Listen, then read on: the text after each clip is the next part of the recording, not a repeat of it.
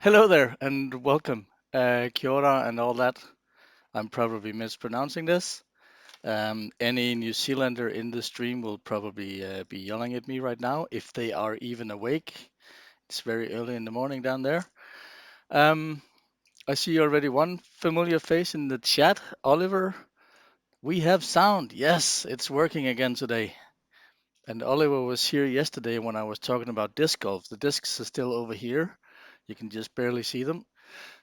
But I have redecorated a little bit behind me. I have some of the streamers that I got from some of the previous events I've been to, geocaching events I've been to in New Zealand.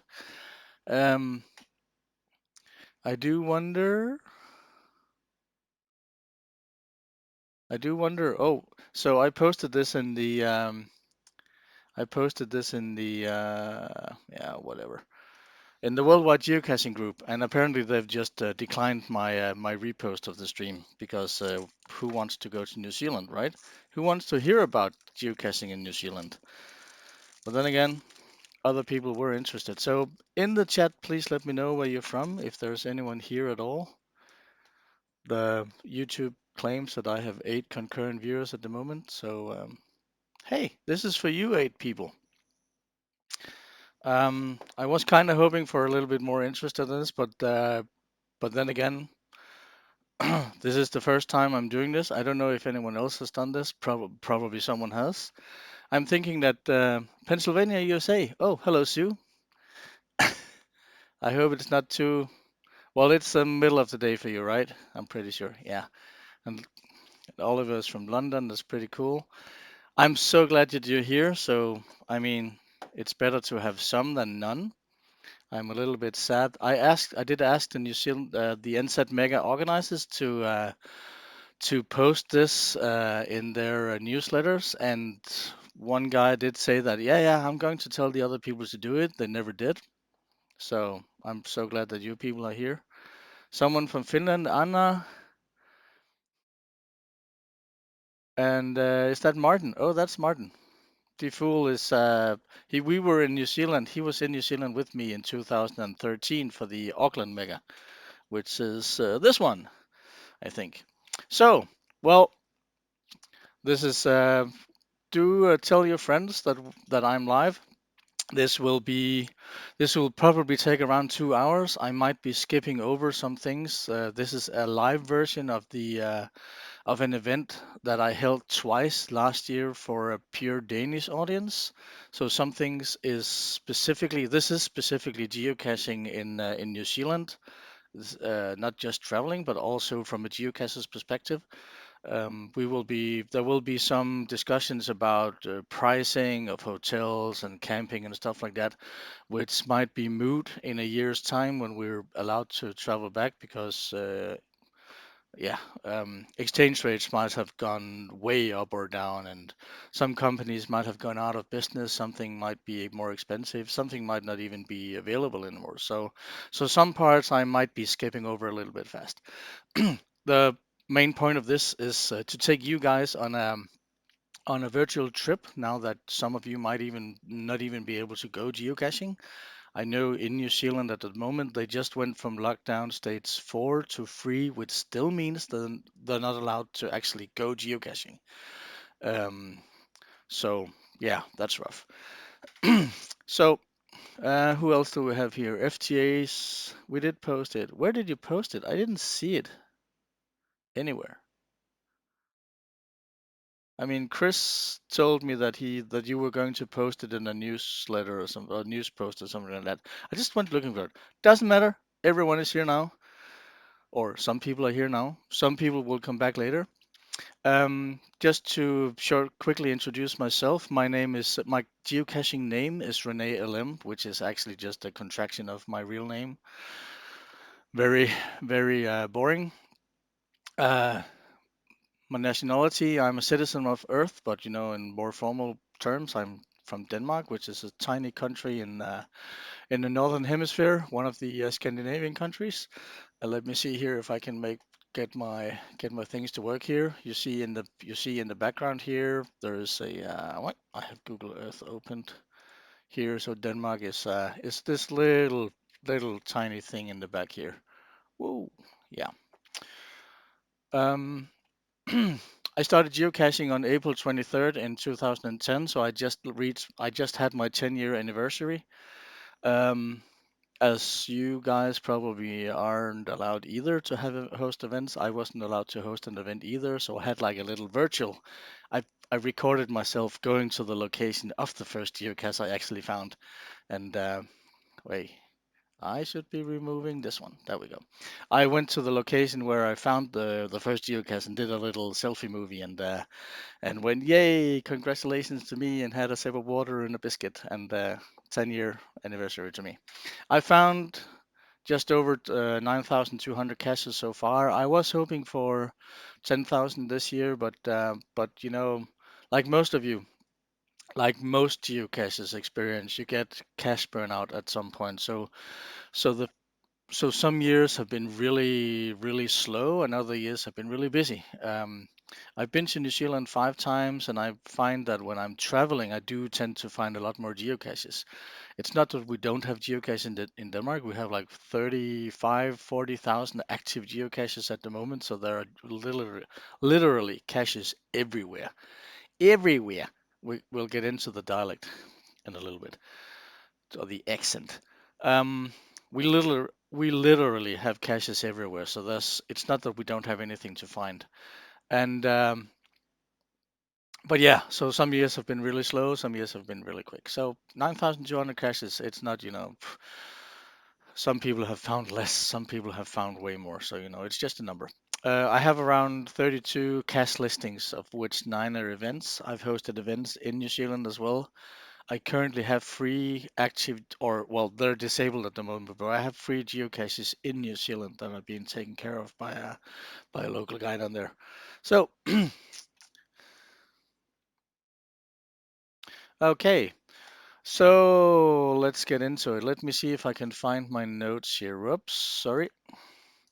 And well, since I usually do a live stream about disc golf, which is why you see some frisbees in the background over here. Um, but I usually run a different setup, and I'm still only one guy in the studio, which is basically just my apartment. So I hope sound is good. I hope you can hear me well. If there's going to be any noise, yeah. My notes are here. So jumping straight into the slideshow. News that went really well. Oh yeah. So flag of New Zealand is the Southern Cross. It's New Zealand is located on the southern hemisphere, as most people know, maybe. Um, the silver fern has been. Oh, there we go. The silver fern has been a kind of a trademark for a mark for New Zealand since the middle 1800s, as far as I can deduct. It's used everywhere on sports clothing and yeah, you see it everywhere. Um, like the All Blacks have it on the the rugby team have it on their shirt, and it's used everywhere. The language is English. They have a very sharp dialect, a little bit like Australian. So an E will sound a little bit like I, and an E will sound like an A. So yesterday will become yesterday. I'm probably butchering this, so I'm sorry. Oliver, at least. I don't know if anyone else. Well, FTF Racing is in the chat as well, but I'm sorry. But I do love it. I really love the accent. It's so cool, and so just the word yesterday, and Karen is Karen. So that's something really fun. Um, the New Zealand is in the Maori language called Aotearoa. Oh, I really, really, really don't like pronouncing these names. The long white cloud, and initially this was only for the North Island. We'll get into the geography a little bit later, a little bit. Initially this was only used for the North Island, but now it's generally, as I understand it, used for the entire country. The inhabitants are generally called Kiwis, and this is not what's it called? A derogatory word. It's used like lovingly. So like people who live in New Zealand are Kiwis. Um, I know the Maori have a not so nice word for the white man, but I can't remember what it is. um, culture is heavy. The culture is heavily inspired by British culture, as it used to be a British colony. Uh, so what some part of the world called fries. Well, in Denmark it's pomfritter, but who cares about that? We're only 5 million people who speak Danish. But in some parts of the world, I know in the U.S. it's called fries, but in New Zealand and in the UK it's called chips. So you have chip shops everywhere, and you can fish and chips basically everywhere, everywhere. Um, Gas is called petrol, and stuff like that. And you have all these funny sayings. So you can this is a picture of a sign I found somewhere. So you have something like a tiki tour and up the duff and yak and yarn and yonks and yoo, which is all slang words for different things. Like in Australia, they have a like that they have a whole second language next to English. That's amazing. Something went ding in my apartment. I hope you didn't hear that. Um, so the Yeah, and this is a kiwi. This is the bird that this is the state bird, so to speak. The This is little Nick, and he is supposedly the guy who the watchman on Captain Cook's ship that spotted the coast of New Zealand for the first time in 1769, I think it was. Again, no one is correcting me, so I'm claiming that to be true. But you can go there and check it out for yourself. Um, So Captain Cook was the first European to actually set foot in New Zealand, but but parts of the coastline was actually mapped by Abel Tasman already. He's a Dutchman. It was already mapped partly mapped by him back in 1642. But the parts of the country that they were sailing along, like the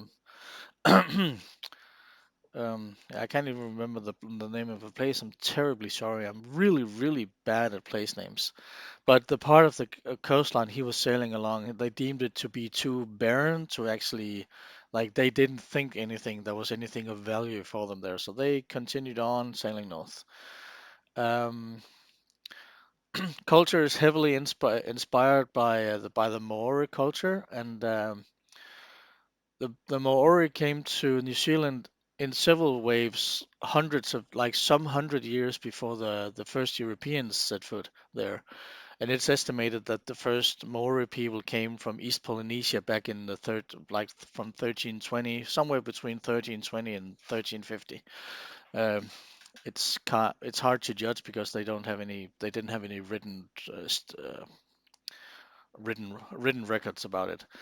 But they came from East Polynesia in several waves, so from the Pacific Ocean and down. As in many other places where the white man has colonized. There have been some conflict between them and the indigenous people, and in New Zealand there have been some sort of reconciliation. So part of the part of the land has been given back to the local tribes, and so part of the holy places they have, and it's called Pas, but I'm not sure I pronounced that correctly either. Um, but part of the land has been given back to the local Maori tribes, and so in some places you will find when you're traveling around there that there are areas that are restricted where you have restricted access because it belongs to the local tribes.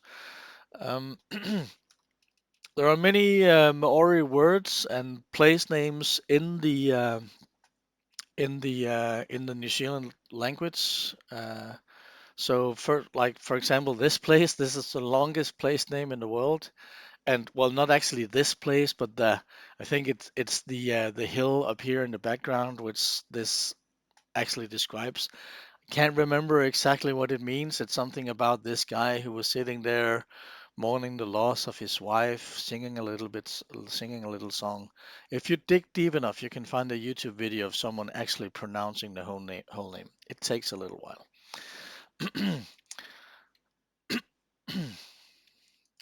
um, yeah.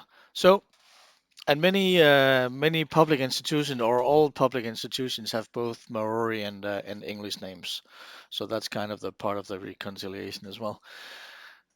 And you can find when you listen to the radio, there are many Maori only radio stations as well. So yeah, and you see them everywhere.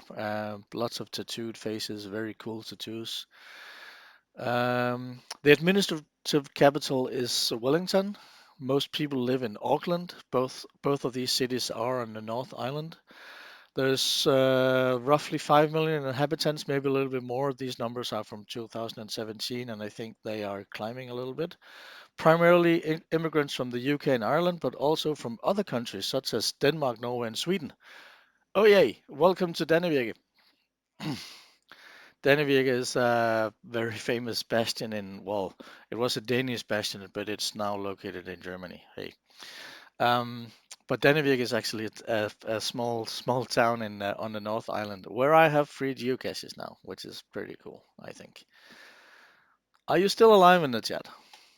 Am I losing people? So Oliver's out. So bye, Oliver. Well, I still have ten people watching. So hey, according to you, according to YouTube's. Let me find my notes again. So, yeah. So there are immigrants from like basically from Europe. There are Germans there as well. Everywhere you met with a friendly how are ya? And it's not really it's a greeting that doesn't really require an answer, so you can basically just reply with your own how are ya, or just how are ya, or just a simple short hiya. And this goes both in when you go to the local shops or when you meet someone in the on a walking path way out in the wob-ups, which is what means out in the middle of nowhere. uh So the geography versus well, since this was primarily meant to be for Danes when I originally did this presentation. So this we're going to be talking geography versus Denmark because it's Denmark and is incredibly flat compared to New Zealand. Um, the area-wise, New Zealand is roughly 6 times the size of Denmark.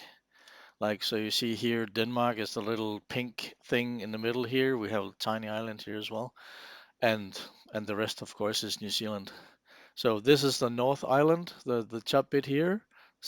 So southern bit here is South Island and Stewart Island down here. And this group of islands is called Chatham Islands. Um, there is a tiny island here called Center Island. It should have been up here, right? But it isn't. FTF Racing is still here. Yay! Yeah, and from roughly from north to south, I think I placed this marker incorrectly, but roughly from Slope Point in south up to Cabrenga in top, you have a distance of roughly 1,360 kilometers, like from longitude to longitude, which is roughly I think I wrote it down somewhere. I wrote it down here. Roughly, I did write it down in miles somewhere, or maybe I forgot to do that. Yeah, I'm very sorry. You have to divide it by roughly 1.6. Oh, yeah, you have to divide it by 1.6. So it's just under 1,000 miles. Um, on the from all the way from Cabrenga and roughly well down here and on the east coast of the South Island, the main road is called SH1. This trip is roughly 2,000 kilometers. Not including the ferry from Wellington over to Picton, but it's a 2,000 kilometer drive from north to south, which is roughly 1,200 miles. So it's quite a trip. And yeah, this is me pointing at at Slope Point, which is the southernmost point on the South Island. I had problems with my knees that day, so I didn't actually really feel like walking there because the geocache is actually right next to the car park. I'm a I'm a lazy camper. What can I say? And this is Cabrenga all the way in the north. and the climate is quite different from north to south. In the north, you are quite a bit away from Antarctica. Well, in the south, you're really influenced by the southwesterly winds that usually come from Antarctica, bringing cold weather into the country. So it is quite chilly. 850 miles, yeah. Yeah, and technically we've got Greenland too, but it is a we are giving. I mean, that would be unfair to to use them to say, oh, Denmark is a huge country. Yeah, but it's quite uninhabitable, most of it, if we bring Greenland into it. But yeah, good point. Good point. Um, so yeah, and the 1,300 and something kilometers is excluding Stewart Island. There are geocaches down there, so you can go geocaching down there. New Zealand is like Denmark. When you look at the coordinates where we're actually located on the globe, Denmark is closer to the North Pole than New Zealand is to the South Pole.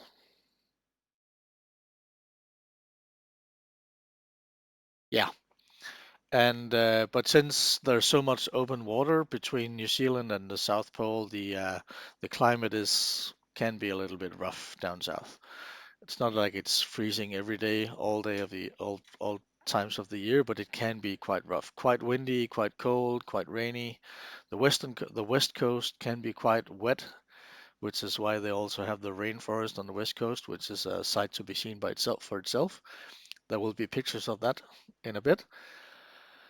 Uh, and this is the if you just slide New Zealand around the globe and move it to Europe to roughly where the north to roughly where the coordinates like the longitude fits on the globe, it will start from somewhere just south of Paris and end down in Morocco somewhere.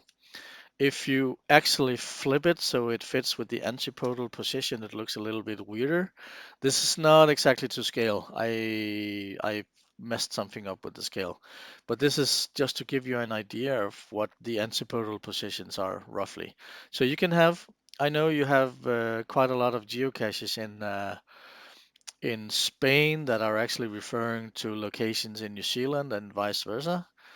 I know that out here roughly out here, if you're relative to New Zealand, which is so it's going to be southeast.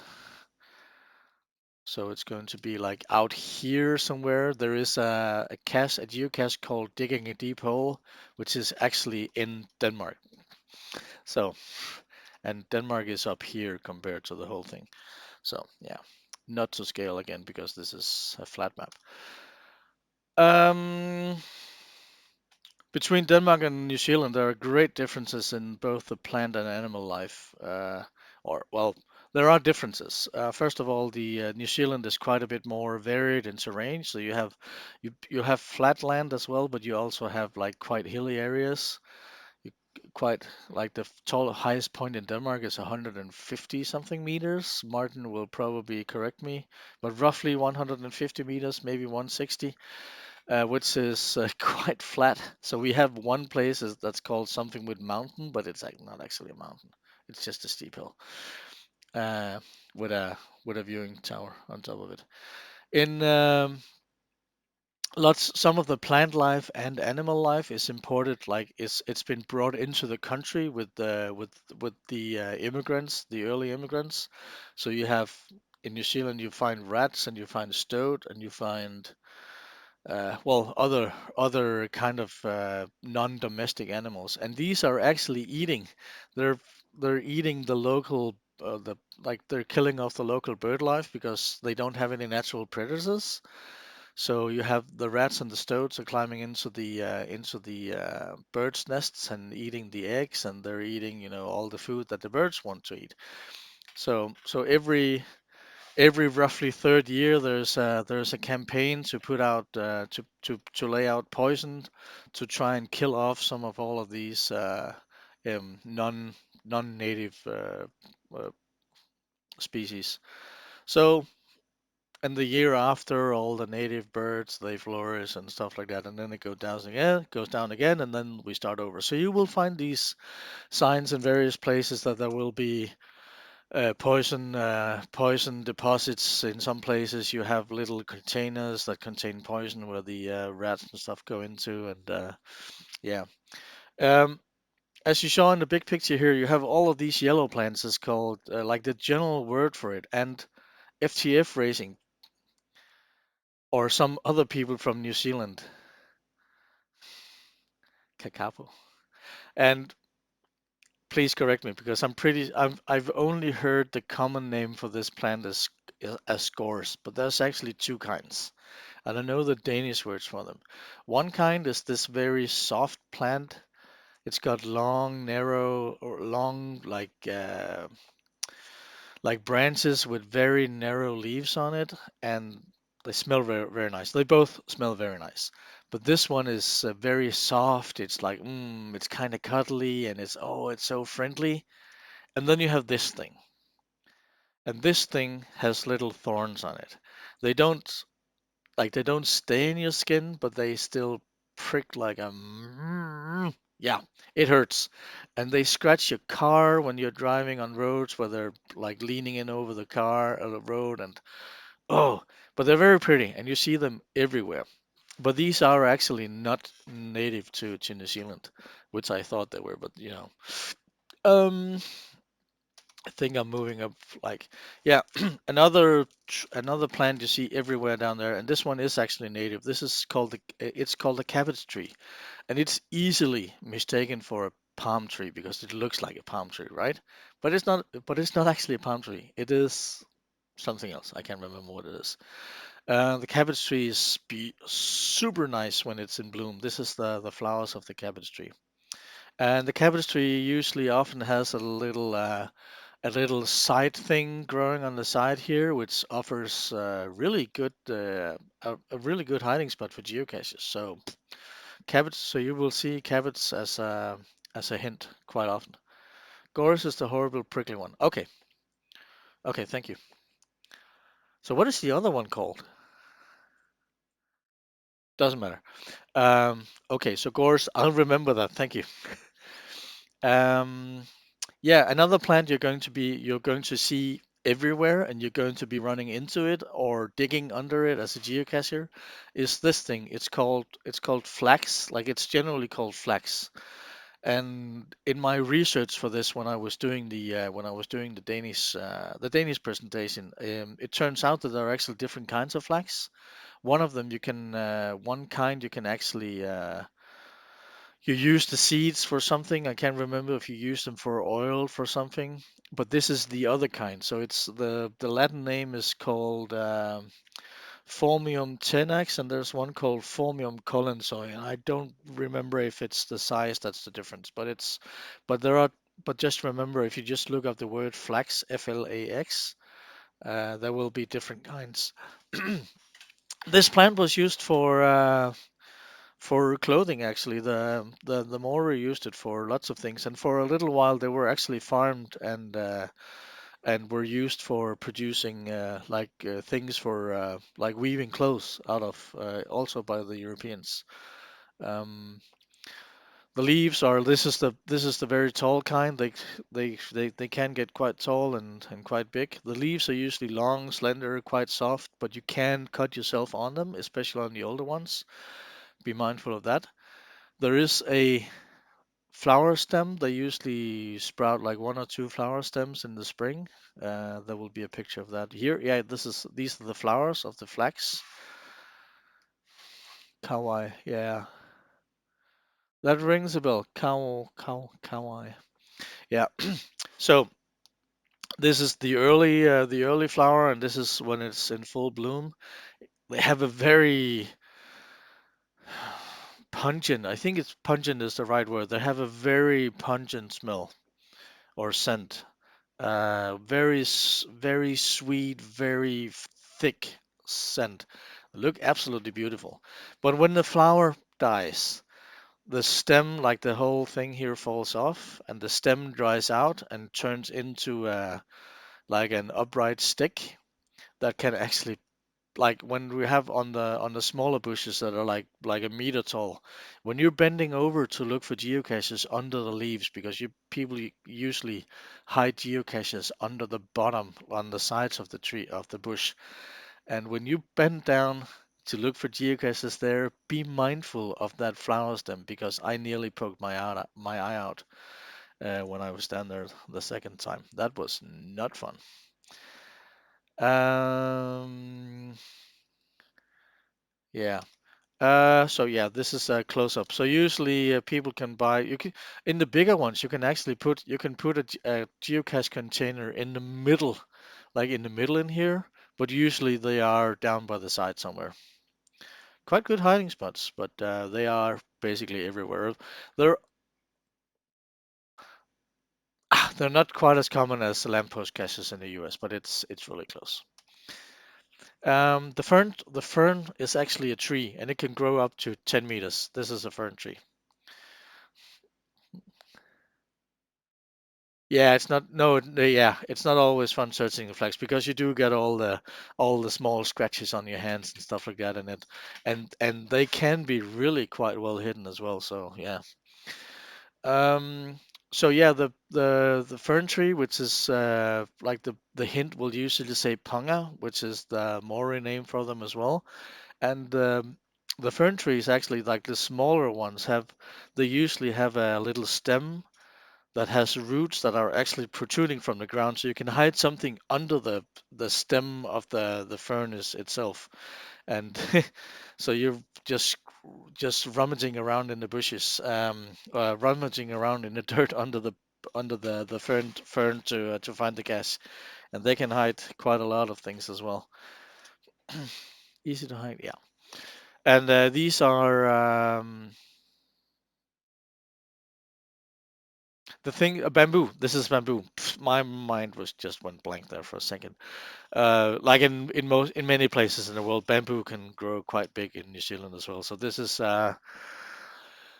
this is me and some other geocachers looking for a geocache in this bamboo forest.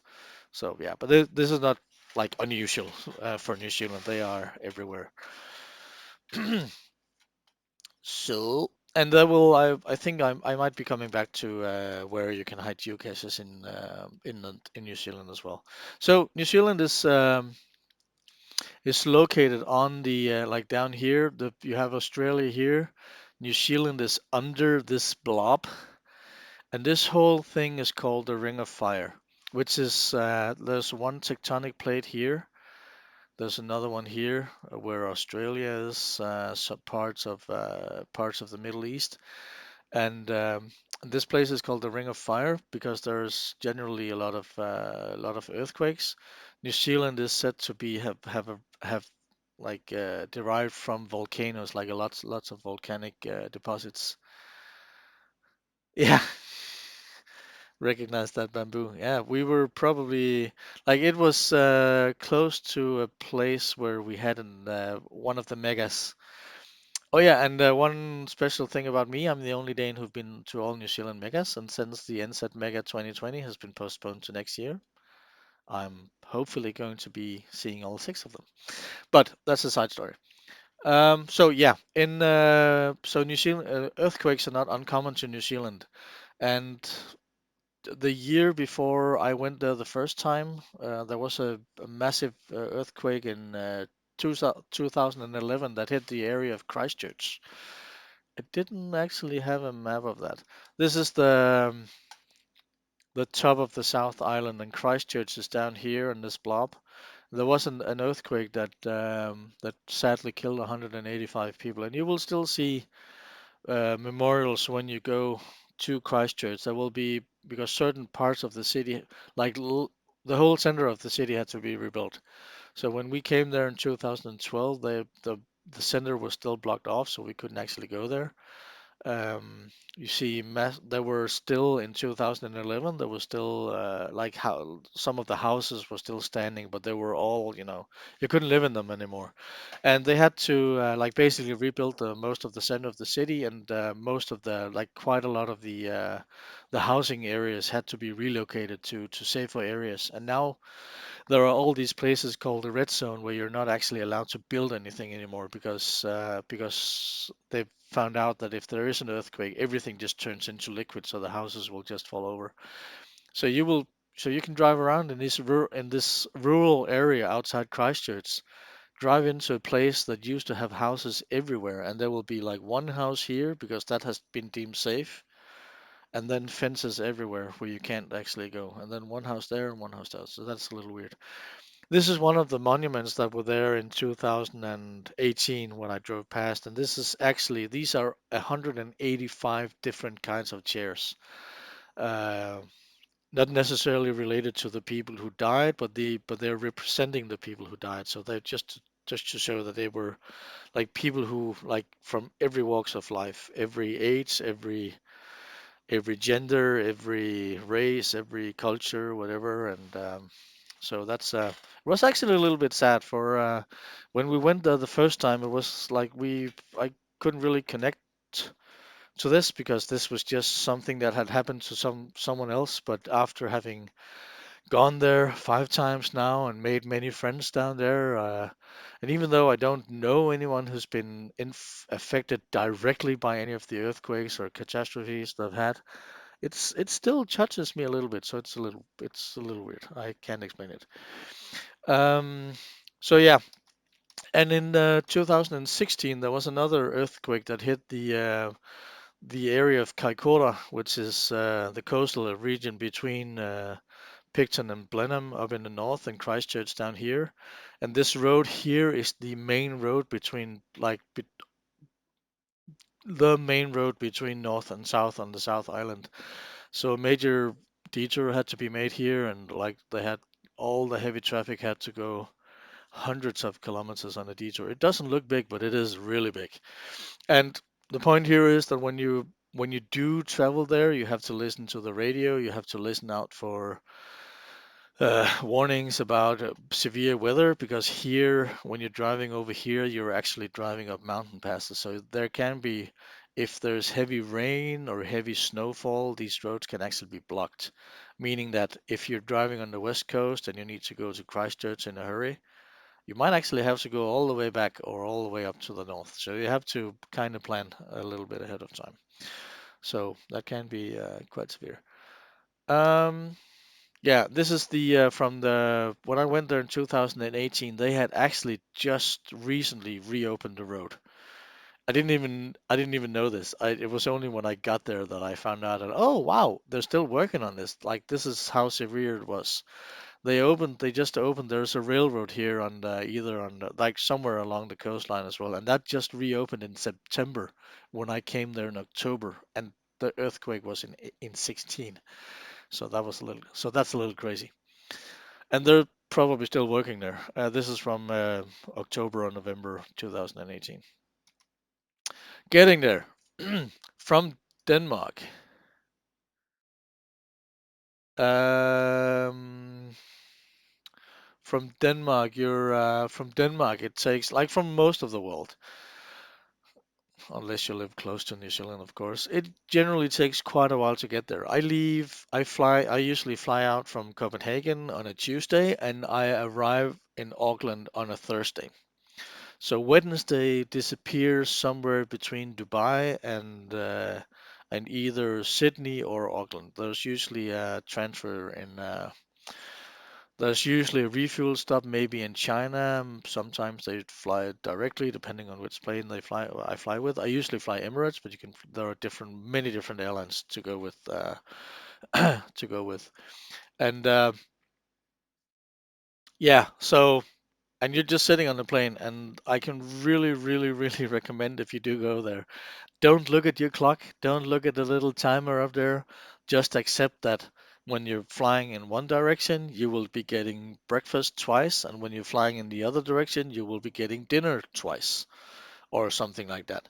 And Sleep as much as you can, watch as many movies as you can, sleep as much as you can, and suddenly someone will wake you up and tell you to get the frig off the plane, and then you're there, and then you enjoy your stay. So, uh,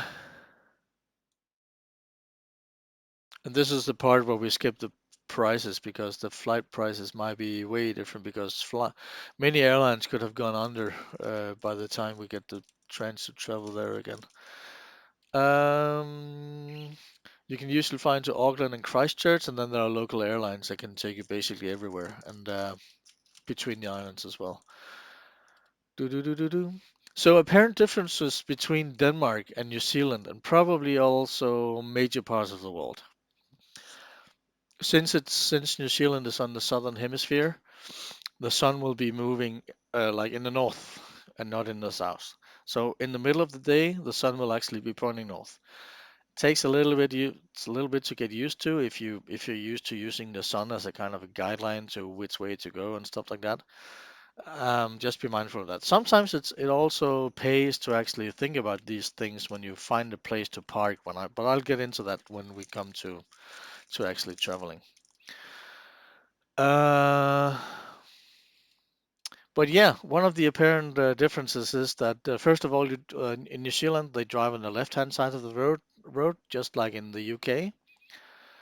There are a few other places in the world where they do that as well, but maybe India, I can't remember. But there are very few places where they do that. So that's something you have to get used to. But some people get used to it right away. Some people never learn for some reason. They have signs everywhere. When you drive onto the main road, there's lots of signs that say keep left. It says on the road, keep left, keep left. In the car, in the rental car, there's a little sticker that reminds you to keep left.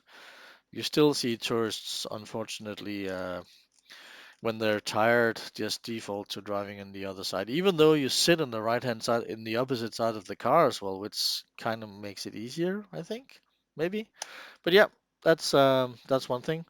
Another, oh yeah, and so they use the metric system down there, so so the speed limits are given in kilometers per hour, and the default speed limit for any road outside urban areas is 100 kilometers an hour. And they do put up signage for this. They don't just have a now you're leaving a rural area. In Denmark, in Denmark, this is actually a little bit tricky for tourists because we only put up signage at when you drive into the country to tell you, okay, on rural roads you can drive this, in other places you can drive this, on the freeways you can drive this. It we don't actually put up any signage when the default speed limit is in effect. They do that down here, which means on a very tiny road like this, you are informed that yeah, the speed limit is 100 kilometers an hour here. Absolutely bunkers. Absolutely bunkers. Of course, you don't drive that fast. Um, the local people will drive to their conditions, and they drive pretty fast. So, when you're traveling in New Zealand, if you want to travel in New Zealand, when we can travel in New Zealand, there are different ways you can do it. Um, I usually take at least 4 weeks down there if I can, maybe five, which is actually not a lot compared to other tourists I've met, but then again, they've maybe taken half a year off from work or something like that. That would be the ultimate dream. What you can do when you have some time on your hand, do a tiki tour, which is the slang for just travel without any plans. And this, irrespectful of like, oh, what's it called? Regardless of whether you're traveling in a camper van or if you just rent a small car and stay in motels and stuff like that, do a tiki tour. Don't make any plans. Of course, some people live best by making plans. They want to go to this specific museum. They want to go to this specific site. They want to go meet these specific people and this specific event, maybe. But try and do it without, because there's lots of things to see down there. Personally, for me, I never go to museums. I go where the geocaches take me. So I look at the I I look at the map and I have it. Of course, I have a general idea of how far I need to drive roughly every day in order to kind of make it back to an area where I'm not that far from the airport when I need to get home. But sometimes I drive a little further. Sometimes I don't get as far because, plans change. But I don't make a set plan to go like so. I don't know today where I will be 2 days from now. So and when you're traveling like off season, which is I've only been there end of October, start November, which is early spring for New Zealand, and which is just at the start of the tourist season. There might still be some tourists down there at that time, a lot of tourists, and it will get there will be more of them the later you get into the trip, but they're not everywhere. They're not blocking all the campsites. They're not blocking all the car parks and stuff like that. So you can be a little bit more relaxed about where you're going and where you're staying. And so there are different ways of traveling, and one of them is if you're in a car or if you have a camper van of some sort. Until maybe 5, 6 years ago, 4 or 5 years ago, you could basically freedom camp everywhere, which meant you were allowed to park your car everywhere, sleep in your car, and stay there for 1 or 2 nights or something like that. The rules changed because some people were found that the tourists were like they were doing their business in the forest instead of using public restrooms. There are public restrooms in many places. Many small campsites have a restroom, and many of them even with running water. But you're still not. But they've changed the rules, so now you're actually only allowed to stay there if you have a so-called self-certified camper, which is a camper or a vehicle with a toilet cassette. Um, but if you're staying in a place like that and you have a self-certified car and there is a public restroom, I do advise you to use the restroom because then you don't have to clean the cassette. Um, yeah, we're losing people, aren't we? We're not losing people. Oh, excellent. Doesn't really matter. Someone is writing messages to me all the time. Hang on just a second.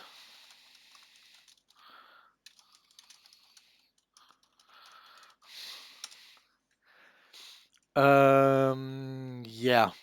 So, I was mixing around a little bit, but yep, yeah, there are different ways of traveling. You can do the simple thing, rent a small car. I was advised by another guy that actually went there a few months before me to rent something like a Subaru Legacy.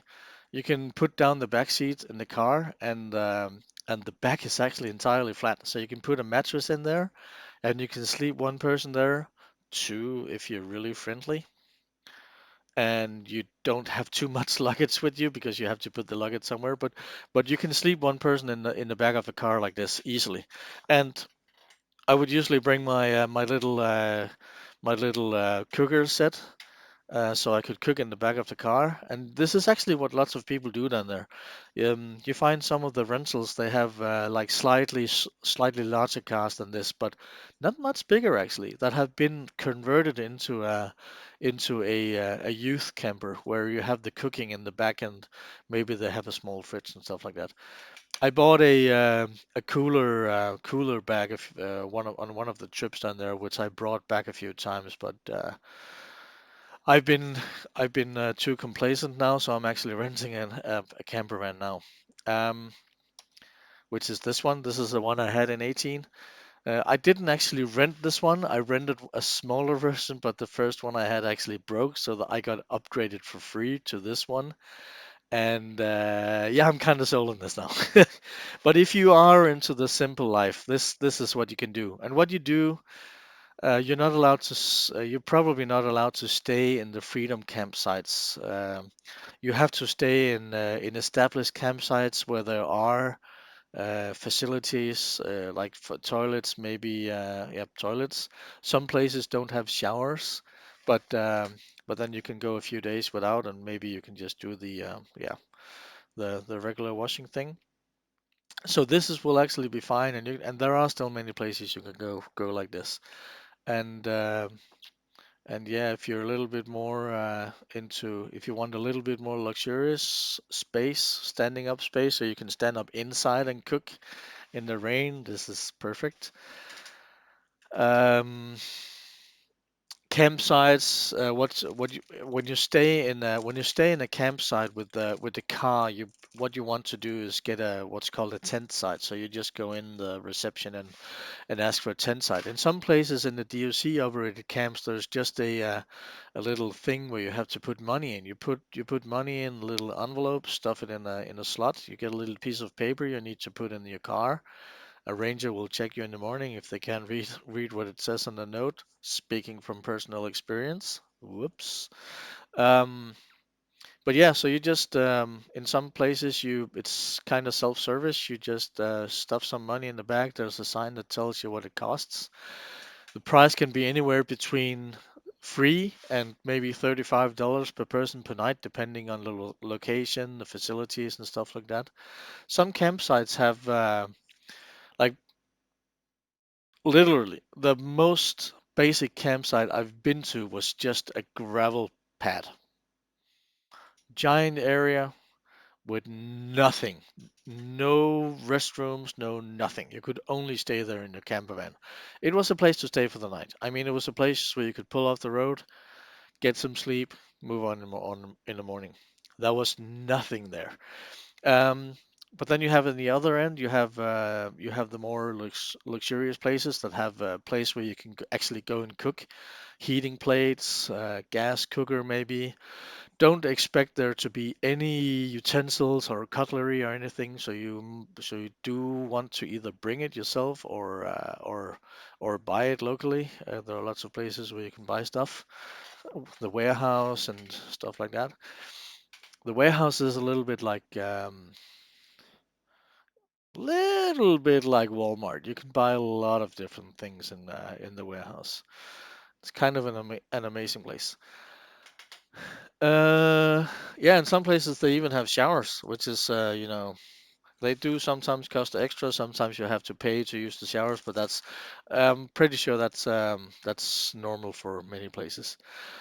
Um, they are kind of restrict about power, so tent sites will not offer you power for your anything unless you are in a vehicle that's actually authorized to be connected to external power. They are really strict about that, which I don't mind. I don't mind as long as you're aware. Some places like this car had solar panels on the roof, so they kept the fridge running even if I was parked for several days, and that was quite good.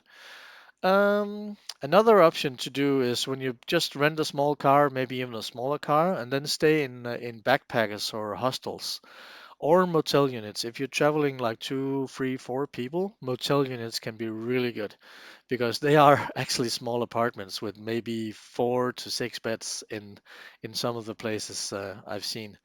And and they do cost a little bit more money, maybe somewhere between $30 to $60 per person, maybe even more, depending on the times.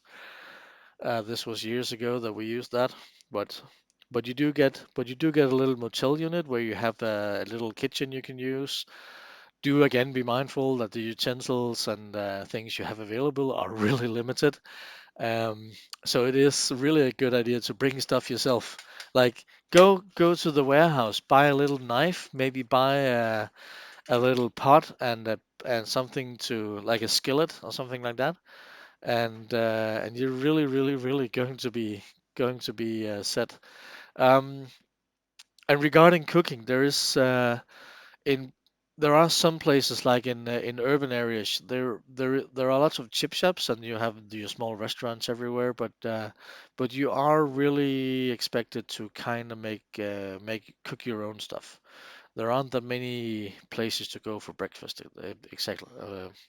And especially if you're out in the middle of nowhere, there's nowhere to go for your dinner or anything. So you really do want to bring your own stuff for cooking or keeping food safe.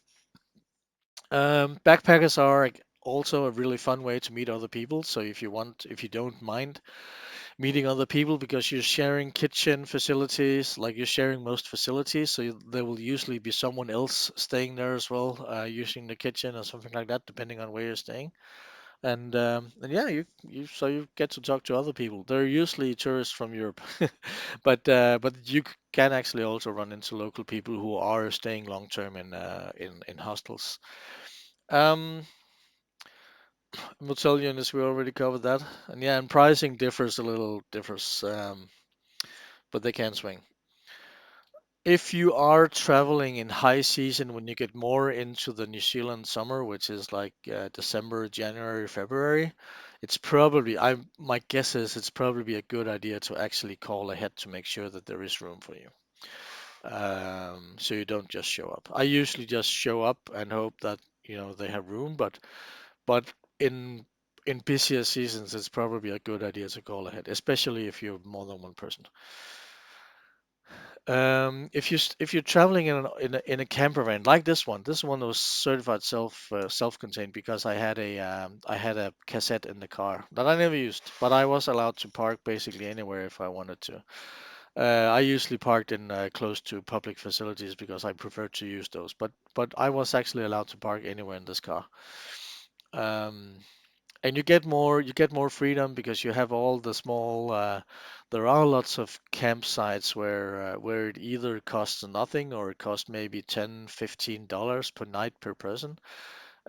Just put the money in a little slot and you could arrive in most places. You could arrive any time of the day, and if there was room you could just park up anywhere you wanted.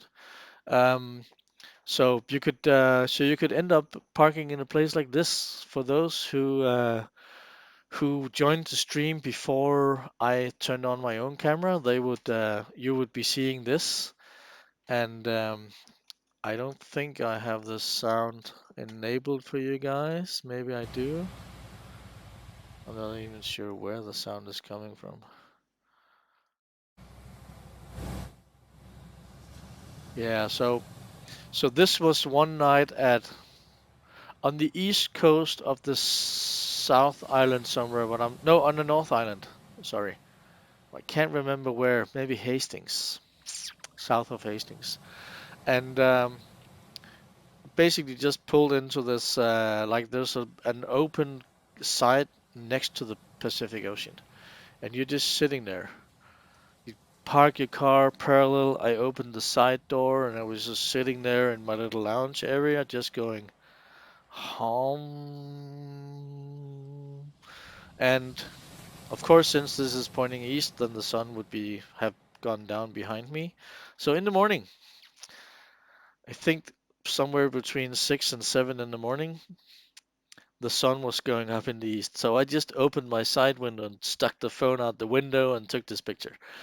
And yeah, um, so if depending on where you go, you can like if you think a little bit about where okay the sun is going up here, the sun is going down there, you can have the most perfect view in the morning. Um, and this was a quite busy area. You can see there's a car right here, and I think there were maybe 30 other cars in the whole lot, but it was there was room for my giant green monster right there, so that was perfect. Um, yeah, are you enjoying yourself? Does anybody want to log a trackable? Maybe two, because just as a little bonus, just to clear up a little bit, because I have one right here on my shirt, and I think most people at events here in Denmark have seen this one. Probably all the people who were interested in New Zealand have already seen this one as well. But I'm giving you a few seconds to read it if you want it. If you can't see it, let me know. If you're writing in the comments tomorrow that you couldn't see it, it's too late. So you have to see it right now. Okay. FTF Racing, got it or not? Maybe, I don't know. Maybe I will get an email in a few seconds saying, saw it. There will be some other trackables to see later on. So, yeah, this was the my morning view. This is another place. This was another place where you had a quite open campsite, and this one was actually free, if I remember correctly. And there was actually, even though it was signed self-contained only, there was actually a public restroom right, like 100 meters behind the car. So this was the view while I was cooking my dinner. In the back of the car, there's a little canal here or a little river that comes out, and this is the view in the morning. The next day, guy was up early fishing, so that was really, really, really beautiful. This is another place. This is on north of. It's somewhere around that giant, very, very, very iconic mountain, which name I can't remember. But yeah, this it was raining like crazy the day before, and I just the whole area had lots of really good geocaches. So I'm actually looking forward to coming back here because I didn't actually do that much geocaching in that area because it was raining so hard. So I just went here, went somewhere to find something to eat, and then I went here and found a car park. And the building you see here is the other facilities. They had running water, and that was it. So that was good. But this was the view in the morning, absolutely beautiful. Like it, every time you drive just off the road somewhere, it's just absolute jungle in certain areas. This is another place where this was the view in the morning. So beautiful. When you travel around in New Zealand, you have two different apps you can use for. You have two different apps you can use that I know of that you can use for actually locating campsites, and one of them I can't. Well, this one I have here is called Rankers Camping New Zealand. The other one is called Campermate. I haven't tried Campermate yet, but I know this one will give you backpackers as well. Um, so you have a few different options. And when you do zoom in on the map, it will tell you there will be like a rough price range. You do have to check the details just to make sure that the price range you're being given, sometimes it's for people without cars or something like that. So you have to make absolute like go into the details. And it's always a good idea to call them. There's usually if it's a place that has if it's a if it's an established campsite with a reception and stuff like that, you can always call them and ask, for the prices. But maybe they even have a website. But many of these are maybe it's just like a spot in nature where there's a sign that says you can camp here, which is uh, which is awesome. And so you can usually find a place to stay. And the good thing about the Rankers app is that you can actually add places if there aren't if you happen to find a place that's clearly signed as a campsite and it's not in the app, you can add it right away. Just put some pictures up, put up whatever info you have, submit it, and someone will review it. And the day after, you have a campsite in Rankers Camping, which is great. Yeah, I think I messed it around a little bit in my notes. Yeah, and again, the roads, it's so super crazy. This is a tiny road that's leading down to the beach somewhere. Again, the 100 kilometers an hour. And I know in Denmark they would be signing here that, oh, you can only do like 40 kilometers an hour or 30 kilometers an hour and watch out for kids and stuff like that. New Zealand, yeah, whatever, mate. Go the default speed limit. They do sign somewhere that this is not a target, so they are trying to do something about it. And when you do go on the on very on roads with a lot of turns, there is actually really good signage for recommended speed for the turns. So, which is a good idea to to pay attention to when you're driving, especially in the camper van. So, yeah, and there is public transport there as well. So you can actually travel around by train. The coverage is not that good because the terrain is really rugged, but it is possible to travel from north to south by train now. You can travel. There are bus routes as well. I think I met someone of you like at one of the megas that was actually traveling around by bus. So he would go somewhere by bus, maybe stay in the local backpackers, and then he would do lots of hikes. There are many, if you're into hiking, this is prime country for that. Many hiking routes. And there are some places where there are huts you can rent ahead of time, so you can go a few days into the nothing and find a hut that has been reserved for you. No facilities though. There's nothing there, no electricity or anything. But there is a hut you can stay in and make a campfire and stuff like that, if weather permits. Um, there are bus routes in the major cities, but depending on where you're from, in Denmark, its buses are quite frequent. They do cover many areas. Don't expect that to be the case in New Zealand. If you're really brave, oh yeah, and traveling between the two islands, you can either go by ferry between Wellington and Picton, Wellington North Island and Picton South Island, or you can there are several local plane routes between the two islands as well. If you're really brave, you can ride your bicycle down there. We met a Danish guy who had been traveling around in Australia by bicycle, and then he was going on to New Zealand. But then again, when you have people driving 100 kilometers an hour right next to you, many of the roads are quite good, but still the cars are right like they are right there. Vroom. I wouldn't do it, but it's possible. Terrain is quite irregular as well. Um, Yeah, and in some places there are de-used railroads that have been turned into bicycle paths and hiking paths as well. But usually like they're only gravel. They're not tarmacked or paved or anything. 100 kilometers an hour. This is a gravel road. This is insane. This is insane. Hey, maybe I should. Did I enable live chat? Yeah, I did. You just really quiet. The 8 people who are left. Yeah, this is a bit more boring. Probably.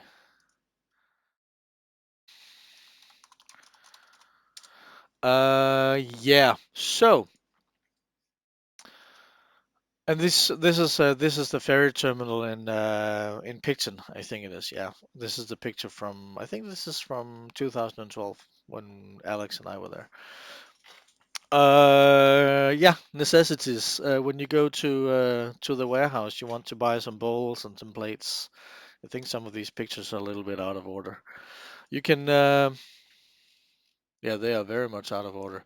I had a whole section about internet connection here. New Zealand is really far away from the rest of the world, so internet traffic is by really expensive, either by really expensive ocean cables or satellite links. So usually internet connection is you can only yeah, and you're the only one. You're the only one in the chat. So you are the only one left, FTF Racing, or the only one active. Um, Yeah, I had a whole section about internet connection. New Zealand is quite far away, so usually when you see a sign that says free internet, you always have to ask, so how free is the free internet? Because you usually only get maybe half an hour, maybe only 200 megabytes, which is nothing. In some places, there are in some chain campsites like Top 10 or something like that. They do have a provider where you can get like a 24-hour plan, so you have maybe flat rate for 24 hours. But if you don't know if you're staying there several days in a row, or if you're like only using it for a few hours and then moving on to somewhere with no connection, it's a lot of money to spend on it. All these things can like it changes from year to year. Some places do actually have Wi-Fi where you get unlimited connection, but they do ask you to limit your usage because they do pay a lot of money for the data. You can get a SIM card as well. You can use your own phone. Some people like myself, I my provider is actually giving me internet connection coverage in New Zealand as well, so I don't have to buy anything when I get there. So options are many. Prices will vary. Um, Personal, yeah, and if you don't have internet connection when you get there, don't fret. Many public libraries will actually have free Wi-Fi available during the opening hours.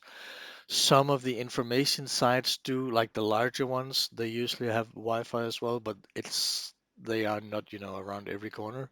But usually, if you can find a library, like if you get the OSM map or the New Zealand Open Map on your GPS, you can usually search for library, and if it's during a weekday, there will probably be Wi-Fi. Um, So, personal experiences, and this is a little bit more detailed, but this is where we get into the pictures, and I will probably just be going through these at a relatively slow pace, but a little bit fast as well. So, when you are cooking down there, this is one example of a cooking plate.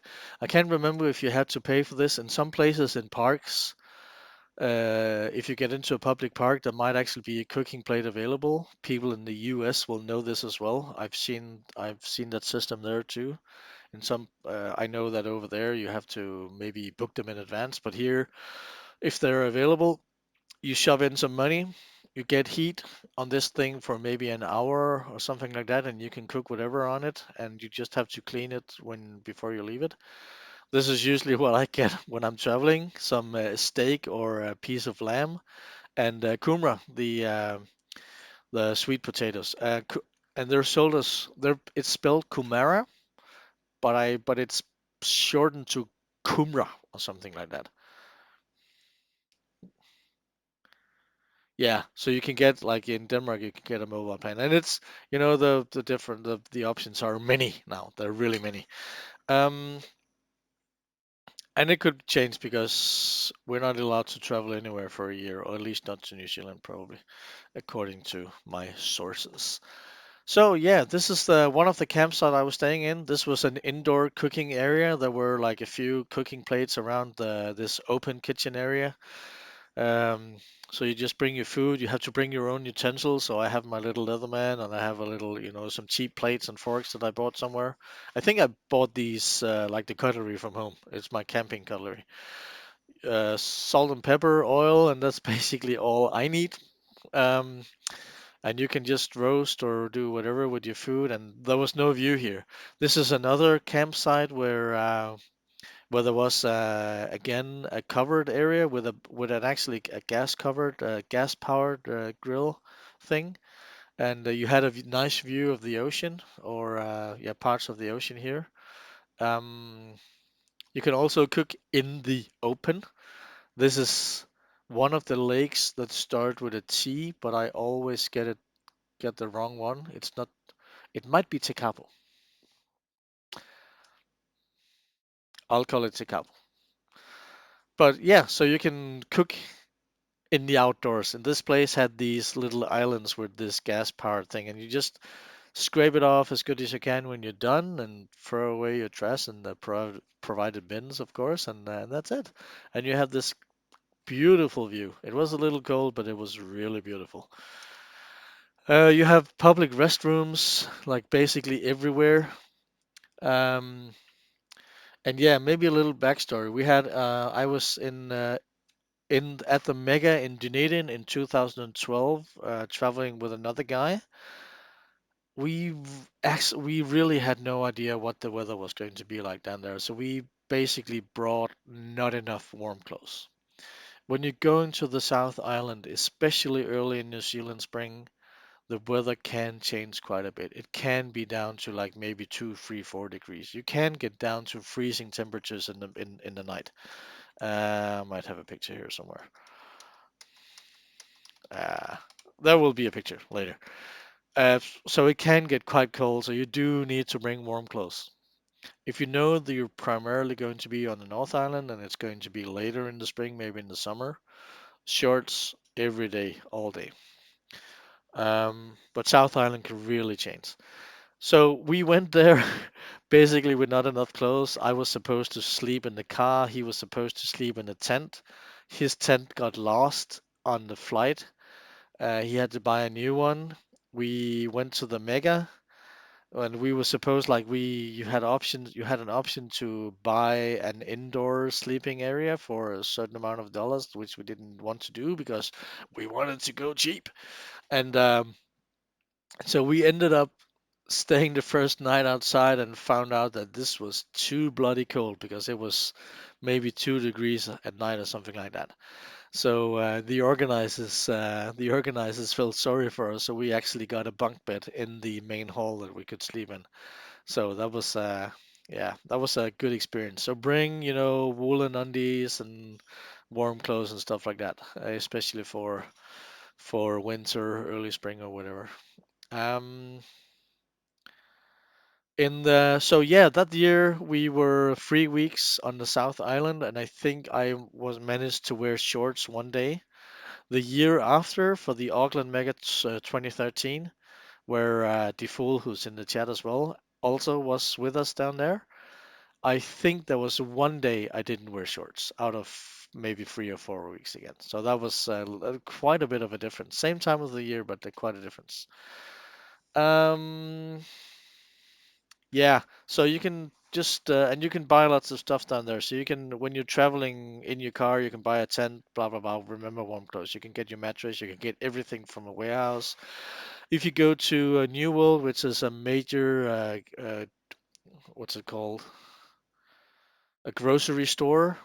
Get a tourist a little membership card.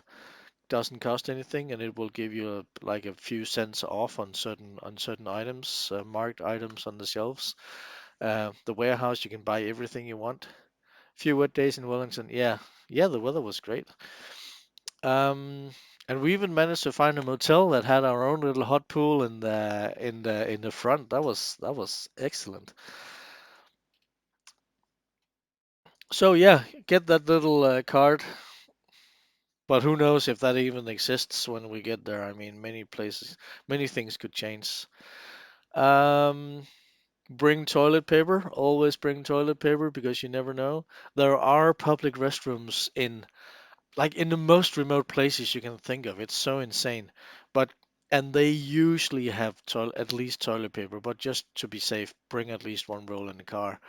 The New Zealanders do like the murals, so everything is painted. Even the utility boxes are painted, which actually it's great at preventing graffiti, which is quite nice. So this is one public restroom, and this is another one. Um, yeah, another public restroom in the middle of nowhere. It even has a sign that shows the way to the public restroom, which is awesome. Pack and save is quite cheap as well, and you can buy things in bulk, in large packages. I go both to Pack and Save, but also to New World because New World is in more places.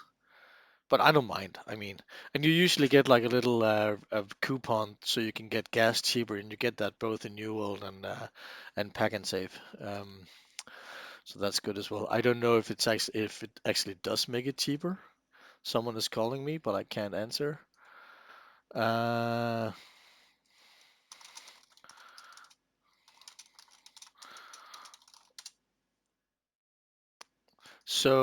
yeah. Um, Enough about supermarkets because we don't even know if they exist when the country opens up again. But it's a good tip.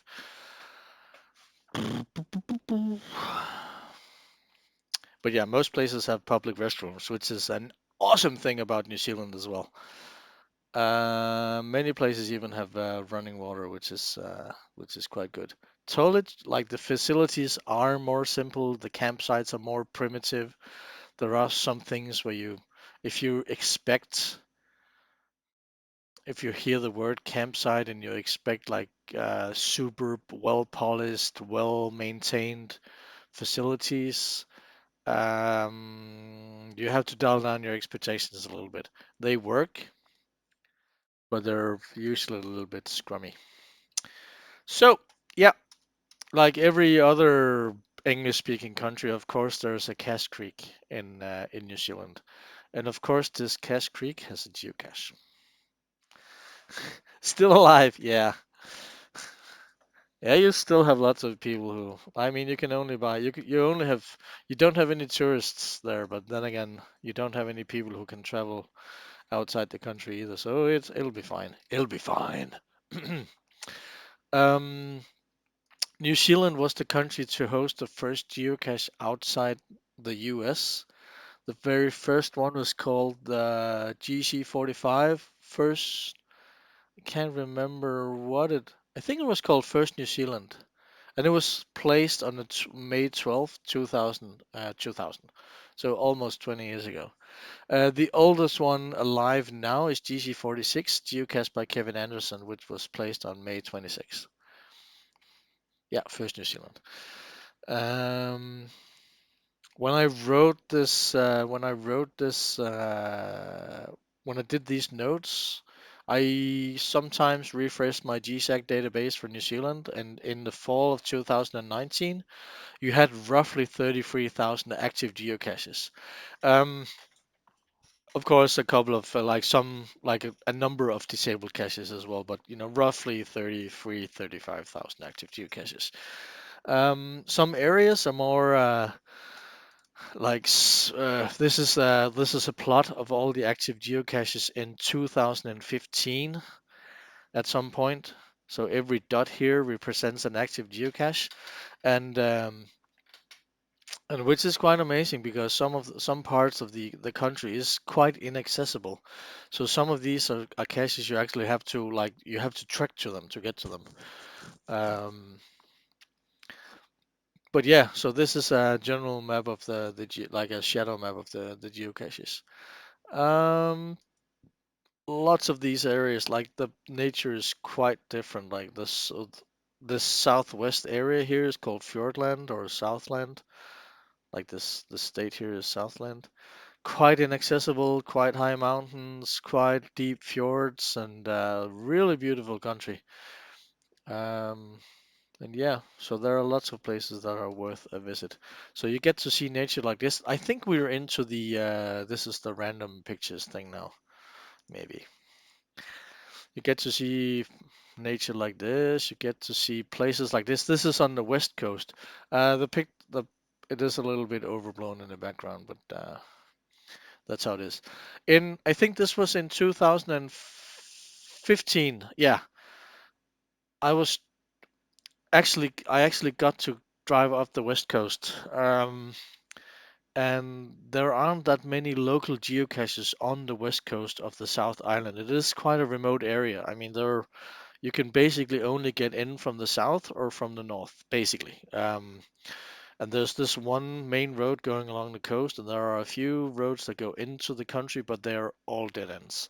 So the local Department of Conservation they got this bright idea that they wanted to put out geocaches. They had heard about geocaching, but they didn't actually as far as I'm told, they didn't actually consult any. Yeah, this was in 2015. Thank you very much. It's only 4 years ago. I'm still young. I mean, my beard is a little bit longer, but I'm still young, and I'm a lot fatter, but I'm still young. No. So the Department of Conservation had put out a lot of geocaches up along the coast, and it actually so happened that it was only maybe like 10 days before I got there.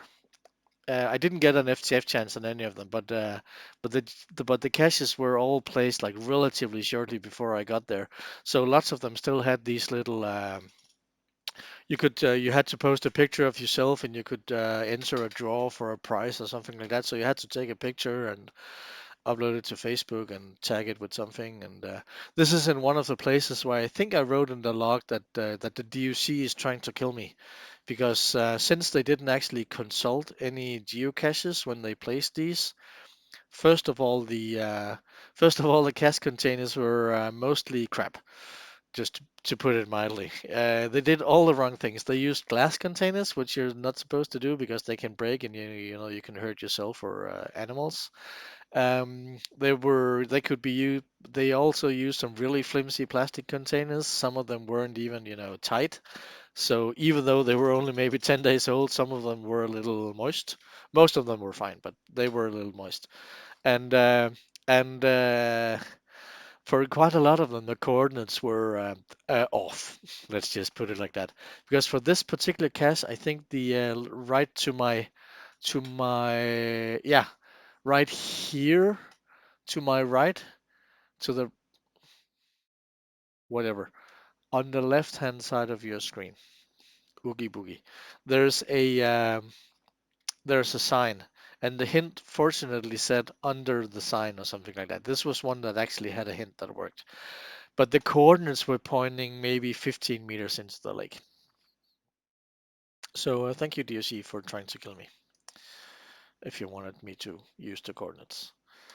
Um, in New Zealand, maybe probably in other places as well, you can get muggled by a seal. And in this particular instance, there were actually a seal right behind me as well. You can maybe just see some of it here and under my left ear. I think this was in 2015 as well. And this was actually probably near Kaikoura. We will get into that in a little bit. So yeah, this was in 2015. Public car park on the left-hand side of the road. You drive in there. There's a geocache. I'm pointing here, but where the seal is on the ground over here, the brown blob here, you could, yeah, high vis jacket. Someone, oh, this, yeah. I bought this during the 2013 Mega, and someone thought that I was from the council. Yeah, you were there. We were looking for a geocache several times. So yeah, but I was supposed to go past that seal and behind this rock, and the geocache was supposed to be over here. This is one of those where I just logged a note saying, no, because you're not supposed to go close to these. So you can get muggled by cows as well, but you can be muggled in many place by many cows in many places. But this was just so fun. Yeah, best way to hide in plain sight. It works perfectly. I've had several milestones in New Zealand, so I've found this was my find number 3000, which was the Dunedin Mega. And if you thought I look young in the other picture, wow, do I look young in this one? Jesus Christ. I would almost say I had hair as well. This was my find number 4000, geocache called Box in a Box by the Signoid. It's in Marlborough on the east coast of the South Island. Very beautiful place. Quite a bit of a walk up to it, but it was really nice. Yeah, you laugh. But this was a really nice geocache. A nice little puzzle box to open. So that was a good find number 4000, I think it was. And this was my find number. I'm pretty sure this must be number 8000, I think. It was in Christchurch. Yeah, it was number 8000. I was in a little bit of a hurry going south to find a place to stay. And so I think I asked on Facebook in the local in the Otago group that if anyone knew that can you recommend anything interesting in probably in Christchurch for my number 8000? And someone recommended this one. It does have quite a few favorite points. Again, the coordinates here were pointing in behind the fence, but the hint was, and then I think the name of the cache was indicated that it was probably somewhere else. And but you can see in my face here, I wasn't actually too happy about it. It was supposed, sorry, it was supposed to be a little like a little maze. You had to take this one off, but it was kind of broken and there was a little wet inside, so but it was okay. It was my final 8000, so that was another milestone. In um, in 2013, when Defool was there with me and Alex, or AEDK as he's called now, or he changed his name to that, but he's not actually geocaching anymore. Um, when we came to Dannevirke, under the sign with the Viking that I showed you earlier, um, we realized that there weren't actually any geocaches there. I think there was one at the south end of the town. I'm not even sure that was there at that point, but there weren't any geocaches there. And I thought, this place needs a geocache. So we just shoved a little book, we went into a local store, bought a book and chopped it to pieces and threw it in an eclipse tin and threw it in the flower bed under the info sign. There's a little metal info sign under the giant Viking. and wrote a description in Danish and English, and asked. There was a local geocacher who has like hundreds of puzzle caches in that area. Wrote to him and asking him if he could maybe maintain it, and he fortunately said yes. But it turned out that it was PubMac from Palmerston North who actually drove all the way to Dannevirke to claim the FTF on this one, and he kindly took it upon him to actually maintain it because the other guy, I'm not sure if he's active anymore, but he kind of fell out of the game a little bit. So Patmak kindly took it upon himself to look after this.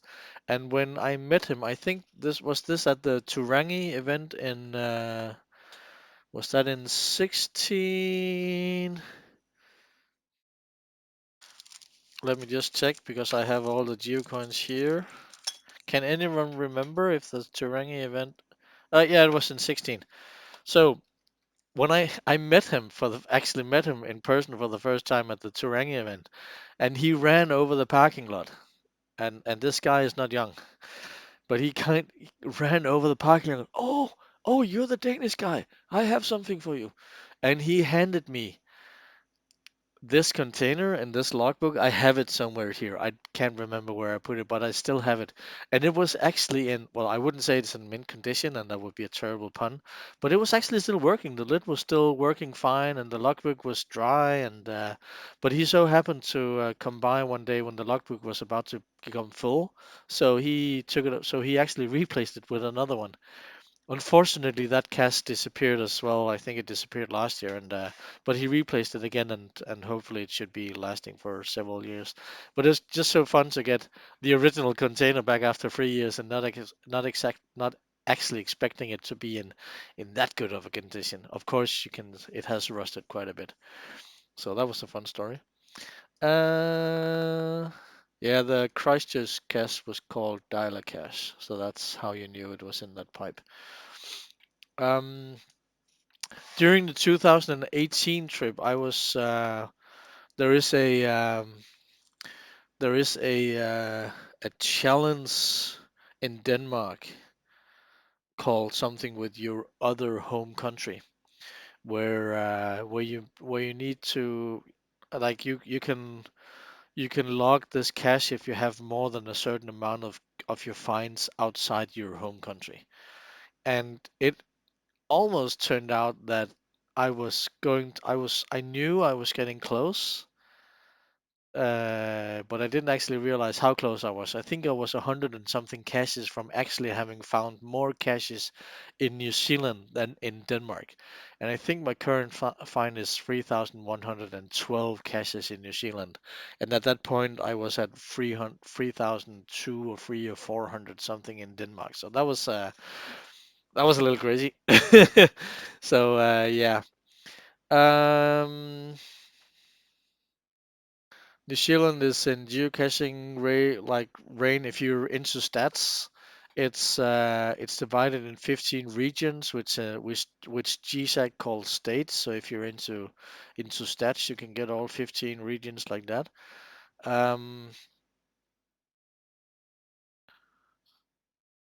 and I think I'm not really sure if Chatham Islands is a separate region or not. I really want to go there, but it's quite expensive. But it could be fun to go to Chatham Islands. Those are the little islands on the east side of the country. Um, Cash containers. This Eclipse 10 is actually under this is under the section called cash containers, and I have a whole box here. This is the part of the show where I usually hand out cash containers to people, but I think this is going to be quite awkward. Uh, yeah, it's it could be fun. And I'm trying to get there's a local guy here who's actually quite like he wants to go to New Zealand at some point, and I'm hoping now that the 2020 mega has been postponed to 2021 that maybe I can convince him to maybe save up so we can go there together in 2021. Who knows? And so we can go to Chatham Islands together. Um, So yeah, the Eclipse tins are basically just, mint containers with a little simple lid on it, and it's magnetic, so you can attach a magnet to it, or you can attach a magnet somewhere and stuff it under everything. They come in all different kinds of sizes as well. There's a bigger one here. This one is full of screws and nuts and bolts. Maybe I should do this instead. Yeah.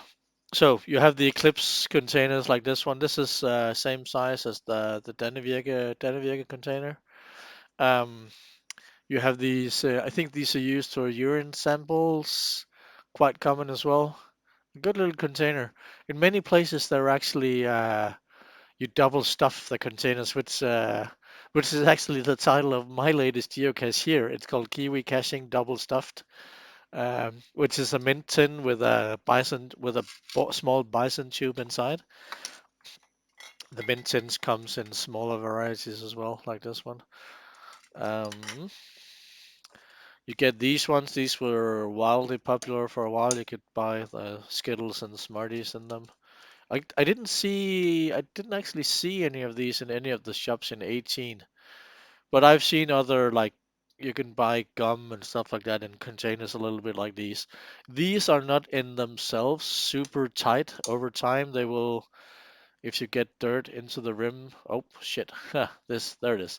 So these are they will get dirt into the rim maybe, but they're really good to put other containers in. Oh, this is too tall.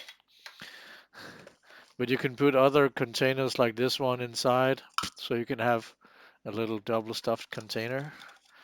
Um, yeah, these ones are relatively common as well. These contain, I think they originally contained, were meant to have like soapy water in them, so you could do like little bubbles. But I think I removed that thing. You have these very tiny test sample tubes as well. They are really common too. Uh, and they can go into a container like this. So you have like a double stuffed container here. And this one has a little dimple inside that needs to be removed. But yeah, so there are lots of different things you can do. Oh, it needs to be turned around the other way. There we go. This is another one. I think we got this one at the Dunedin Mega. It contained the packets. So you got all the things you ordered. You got in this little container. So I have a few of these. I haven't actually placed any of them. In themselves, these are actually not very good because the lid you will easily get dirt into them, so they can be quite disgusting inside. But you can put other containers inside, so you have like a better container on the inside. Um, when in 12 and 13, when we went there, these were quite popular as well. They are still popular. It's a New Zealand brand called Sistema. You're really proud of these, so you're really, really gonna hate it when I tell you this. These containers absolutely suck. Depending on which model you get, you see this little blue liner here. It's a little soft thing that's meant. These are meant to keep, like food fresh in the fridge and stuff like that. But this little sealing ring here, on some of these models, it's quite hard to show. But in some of these models, this little seal doesn't actually connect with the bottom, so they don't actually seal. Um, so you can find some containers that are absolutely disgusting, like really disgusting. I've actually tested one of these as a kind of a housing for an ROV project that I'm building, and they just soak up water like nobody's business. And this is an original New Zealand bought container. So, well, I think we got this in a pack for one of the events. So just be mindful. You have to test. Does it actually seal before you put it out? And these as well, like every other container, if you get a little dirt on the rim or on the seal, of course they will not be sealing as well. But just just be mindful of that. They can actually be really bad. These are the bison containers. You see them everywhere in all parts of the world. I think you can buy them on eBay for nothing. But these actually fit quite nicely into the bigger Eclipse container. So you can take one of these and put them in there. So you have a little double stuffed container. Did we lose everyone? Is people are still here? That's it's a tiny crowd, but it's a crowd. Yeah. Um, yeah, what else do I have? I have lots of stuff in here. Like I have a whole box. I found one of these as well. Giant Kinder Egg. This one actually has something in it. But this is also inspired by finding stuff in New Zealand. These are wildly popular as well. You can get them with M&Ms and M's and Smarties and all sorts of things. Again, these are not necessarily that good in themselves, but they can be good in a place where it's protected by other things from the elements. You have this one is actually an archived cache container that I found in 2018. I think these are also for film, like the old analog film. Or maybe this is actually for pills, I can't remember. It's called Acu something? Acu Chick. So I'm not actually sure if this is for film rolls, but you have film canisters as well. This one doesn't have a lid. This one was quite wet inside. It's quite funny. I found it on one of the detour roads in the middle of the South Island, and I found another cache in the same intersection. A few like on the other side of the intersection. I thought to myself, didn't I find a geocache here a few years ago? And I went over there to check, and it was sitting against like a pole in the fence. And yep, sure enough, still there. But it was archived. Like it's been archived for years, and it was drenching wet, so I took it with me. Yep, that's how I do sometimes. Um, in 2000, I think in some of the DOC caches, you get all these stickers as well. So I think these are from 18. I put in 15 when I drove up the coast. I made sure just to take one unique one and put it on my suitcase. This one was from a DOC cache that I found in 18, I think, where the container was absolutely like it was destroyed. I think so. I took the whole bunch so they didn't get destroyed. Whoops. So I can take them back if you want them. I have lots of bisons here. This is another container that I got to know thanks to Nick in Whangarei. If Nick is here or if Nick is going to see this, thank you very much for this inspiration. I prefer this one over nanos because this one you can actually hold it in your hand and open it. You can have the logbook can be bigger. The inside is not actually much bigger than a nano, but the logbook is just more manageable. And the fret goes like the lid goes on the outside and not the in. No, wait, nanos go on the outside as well. Never mind. Bisons are goes on the inside. But these are quite nice. I've used these for some small where I 3D printed some things and put these ones into them. So I actually used these in two of my caches. If you buy the right ones, you have a little straight thread, straight little. You can put use a screwdriver to open it, so you can unscrew it from something. So that's quite nice. What else do we have? This is from the U.S. Yeah, more of the. This is actually this is a geocache that I had here, actually located outside for a while, called Yellow Smileys on the map, and this one actually serves as a great example for having the double stuffed container. So you had a little sample glass on the inside, or not. Well, it's still plastic, but a little sample container on the inside that actually keeps the lock dry. And then this one is just to protect it from the elements, and it fits perfectly in here. So you just click it in like that. Oh yeah, another container. If you go to the Auckland area and find caches Glun, the only one, I think he's only named Glun or G2 now.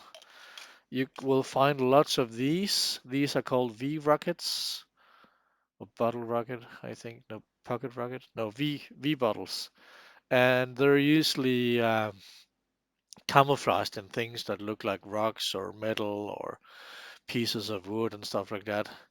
There's a lid on here that like with a very large hole in it. And what you can actually do here is I don't think I brought it with me. I don't think I have it anymore actually.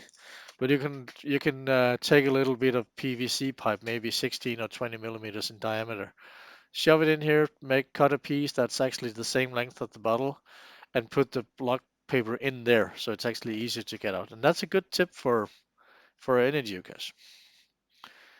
Because if you unroll the logbook inside a bottle where the opening is smaller than the bottle itself, you are quite stuck. This is the demo for the geocache I made where I actually had one of these inside. So this one was supposed to sit in there with a magnet, and this is it's supposed to be sitting on the end of a lamp in a tunnel in a bicycle tunnel close to where I live. And this little end here would fit in the top of the tunnel, and it would just look like it fit there. Fake nails, fake screws, and everything. The final version actually had the screws 3D printed as well, and just painted so they looked like they belonged there. And this container is it's glued into it. So that was quite nice. Yeah, yeah. And I think that was it. One of the things you really need when you're traveling around is a little potato peeler. You buy these in a pack of four. I don't know why, because I've only lost one so far. But hey, yeah, other different kinds of containers. But that was it. Yeah. So back to the wet containers. Oh, um, I found that year when I found this one, I managed to find two very lonely geocaches. This one had not been found for maybe 3 years. It took quite a while to find. I did manage to put another logbook in there. It was actually possible to still write in the logbook in this one, even though it was because it was drenched. It was completely submerged in water. S- Um, but it was quite nasty. So I cleaned it up as good as I could. I emptied the container. I dried it up as well as I could. I put back the original logbook in a separate container and put in a separate bag and put it in the bottom. Put a new logbook in there in its own little book. Took these. I took a few pictures, and I think this one is called "Count the Trees" by Money Dork, and it was placed in 2011 maybe. And it was found for a while just after it was released, and then no fines. Yeah. Well, this was that thing. Cool containers. Oh yeah.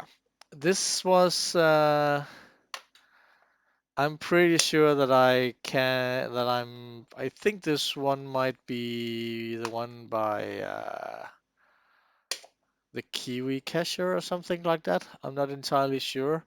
I went back to this particular geocache 3 or 4 times. I was staying in the area for the night, so I drove up there and I was like, oh my god, oh my god, oh my god, oh my god, and where is it? And you were fiddling with these screws and everything, and there was some loose bits at the bottom, like there's in the bottom here, there's something that's hanging a little bit loose, and I was going absolutely nuts over this one. And you can see other people had actually had problems with it as well. I mean, you can clearly see paint had been scraped off and stuff like that. And oh, Kiwi Nomad, I think it was. It might be Kiwi Nomad. I might be remembering wrong, but it might be Kiwi Nomad. Because he had this guy and this other guy had lots of caches like these ones where they were installed in public places where they kind of looked like they belong, but of course we geocachers know that they don't. Um, And when I finally found the solution to this one, oh my God. I don't wanna spoil it, in case someone wants to go and find it, but if you want the answer, I'll give it to you, but I don't want to openly spoil it now. This is I am going to spoil other caches, and of course, because this one is archived now. This was another one, and this one was probably near Hastings somewhere. I'm sure. Um, this one took me quite a bit as well.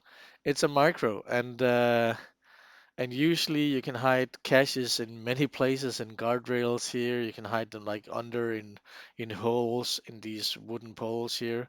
I haven't actually found that many hidden up here, but you can. So, which is why I spent quite a while looking for this one. But it turned out that when you see this thing from the side, it's actually quite clear what it is. So this guy took an existing one of these reflector poles and cut into pieces and turned it into a logbook, to a cache container with a logbook on it. So he just slid it over the top of an existing one and ta-da, hidden in plain sight. That was quite cool. It's archived now, so I can spoil it all I want. I am spoiling caches, but I am spoiling hides, but I'm actually not spoiling which caches they are. That's how it is. This one was another quite good one.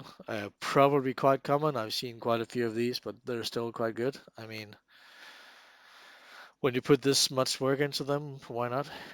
This was another one, and this was near Christchurch actually, in memory of the 2011 earthquake. Quite good cache as well, and you can probably guess that the logbooks might be in one of those containers. This one was during the 2015 Christchurch mega as well. I'm pretty sure this one is gone. The fun story here is that the wife of the owner of this geocache showed up at the picnic event that was held on Sunday, where all the people who wanted to join the picnic event, we bought I think we had the option of buying a lunch bag, so we got a bag with our lunch handed to us, and we all went to this park, and this woman was sitting there, and it turned out that they were actually living nearby, but they didn't know there was a mega there.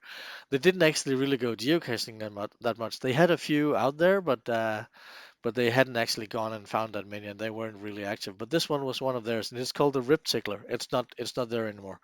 And of course, it's a fake nut that's sitting right here. And she told me the story of how the husband was weathering these, so they actually looked rusted and everything. That was cool to run into someone who could actually give a little backstory to how they did things. You find big caches as well. This one, when you're driving in the mountains, there's usually where the road turns. I don't know the technical term for it, but there's sometimes a little place where you can pull over to let other traffic pass, like a little area. And in these places, it always there's usually a little creek coming down or a place where rainwater will come down. And in one of these places, you had to park in this little passing area and then climb like on a really steep incline up, and maybe 100 meters up, you find this giant bucket, probably one of those protein powder thingies. Yeah. Uh, what else do I have? In New Zealand, you don't really have any. Oh wait, this is another one. In during the 2000 and was it the 2015 Mega? The C2 event that was held one of the days. Instead of picking up trash, we were actually out planting trees. There was a coastal area where they had a lot of trees had fallen down due to a storm or something like that.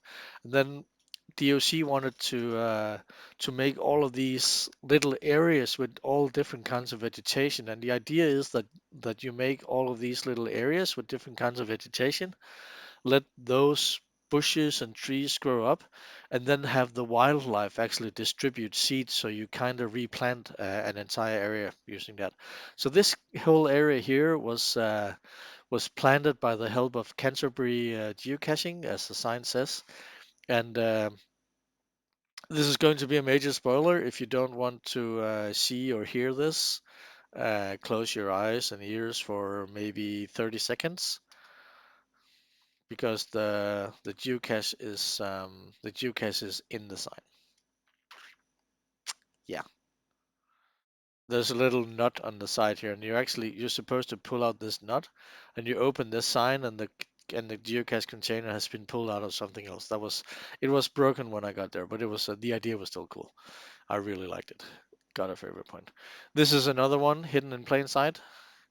Not necessarily unique to, or not at all unique to New Zealand, but it's a very fun container. When I got there, park like traffic was horrendous. I had to cross the road, and there was a it's located outside an office building, and I had to wait to cross the road for like 10 minutes maybe.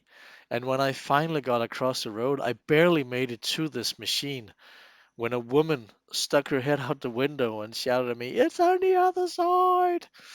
So she knew what I was looking for, and you probably know what you're looking for as well. I'm not gonna show it to you. This place is gone, sadly. Well, the fence is still there, probably, but the all these nice porcelain bowls are gone. The cache was called His and Hers or something like that, and you were supposed to lock in the logbook corresponding to your gender.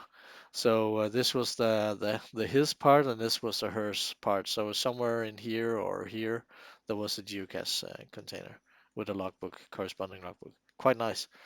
Whole place is gone, or well, new owners, and they've taken down all these things.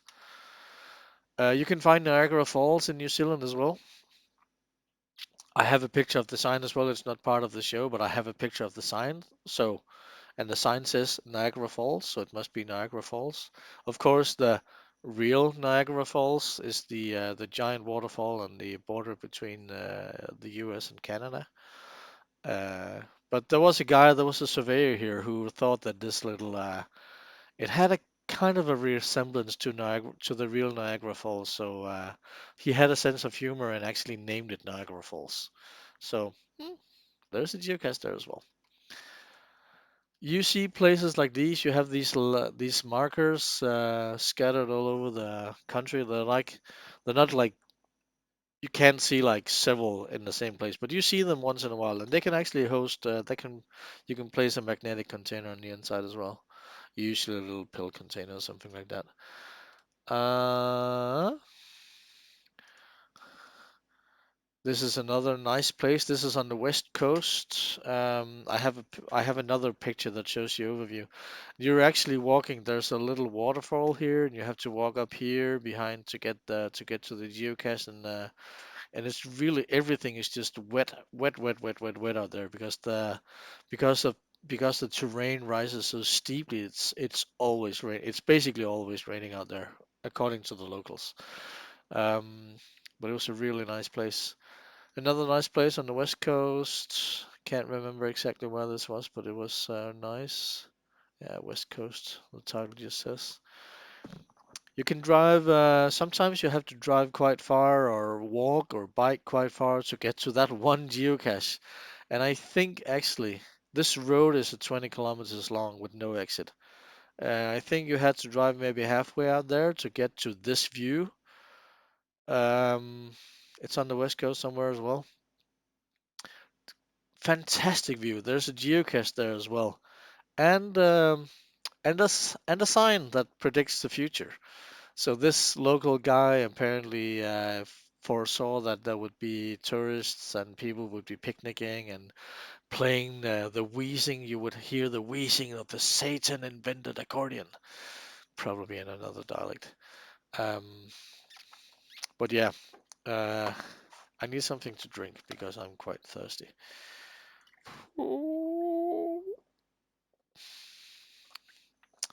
So that was a sign out there that predicted the future. That was a little. I don't know if it was fun, maybe a little sad, but yeah. I'm always asked by, of course, I meet people from Australia when I go to New Zealand. I'm always asked, and they keep asking me on Facebook afterwards, will you come to the mega in to the Oz mega in blah blah blah wherever next year maybe? Okay, Hannes, thank you. You can watch the rest later. It's probably only going to be maybe 20 minutes more. We have been on for a long time. Oh yeah. Actually, not as long as I thought. Only an hour. No, wait, it is. It's been 2 hours. Oh wow. Okay. Um. So I've been asked all the time, like, oh, will you come to the mega in Australia? And I'm like, oh, I would actually like to go to Australia, but after having been to New Zealand for 5 times now, and finding myself standing in the field along with two other guys, looking for a geocache, and the previous logs indicate that it might be in a hole somewhere, and you look in the ground, and there's this one hole that just goes on forever, and you can't see anything in there. And you find yourself thinking, "Oh, I'm in New Zealand. There's nothing here that can kill me. I mean, it might want to, but it can't.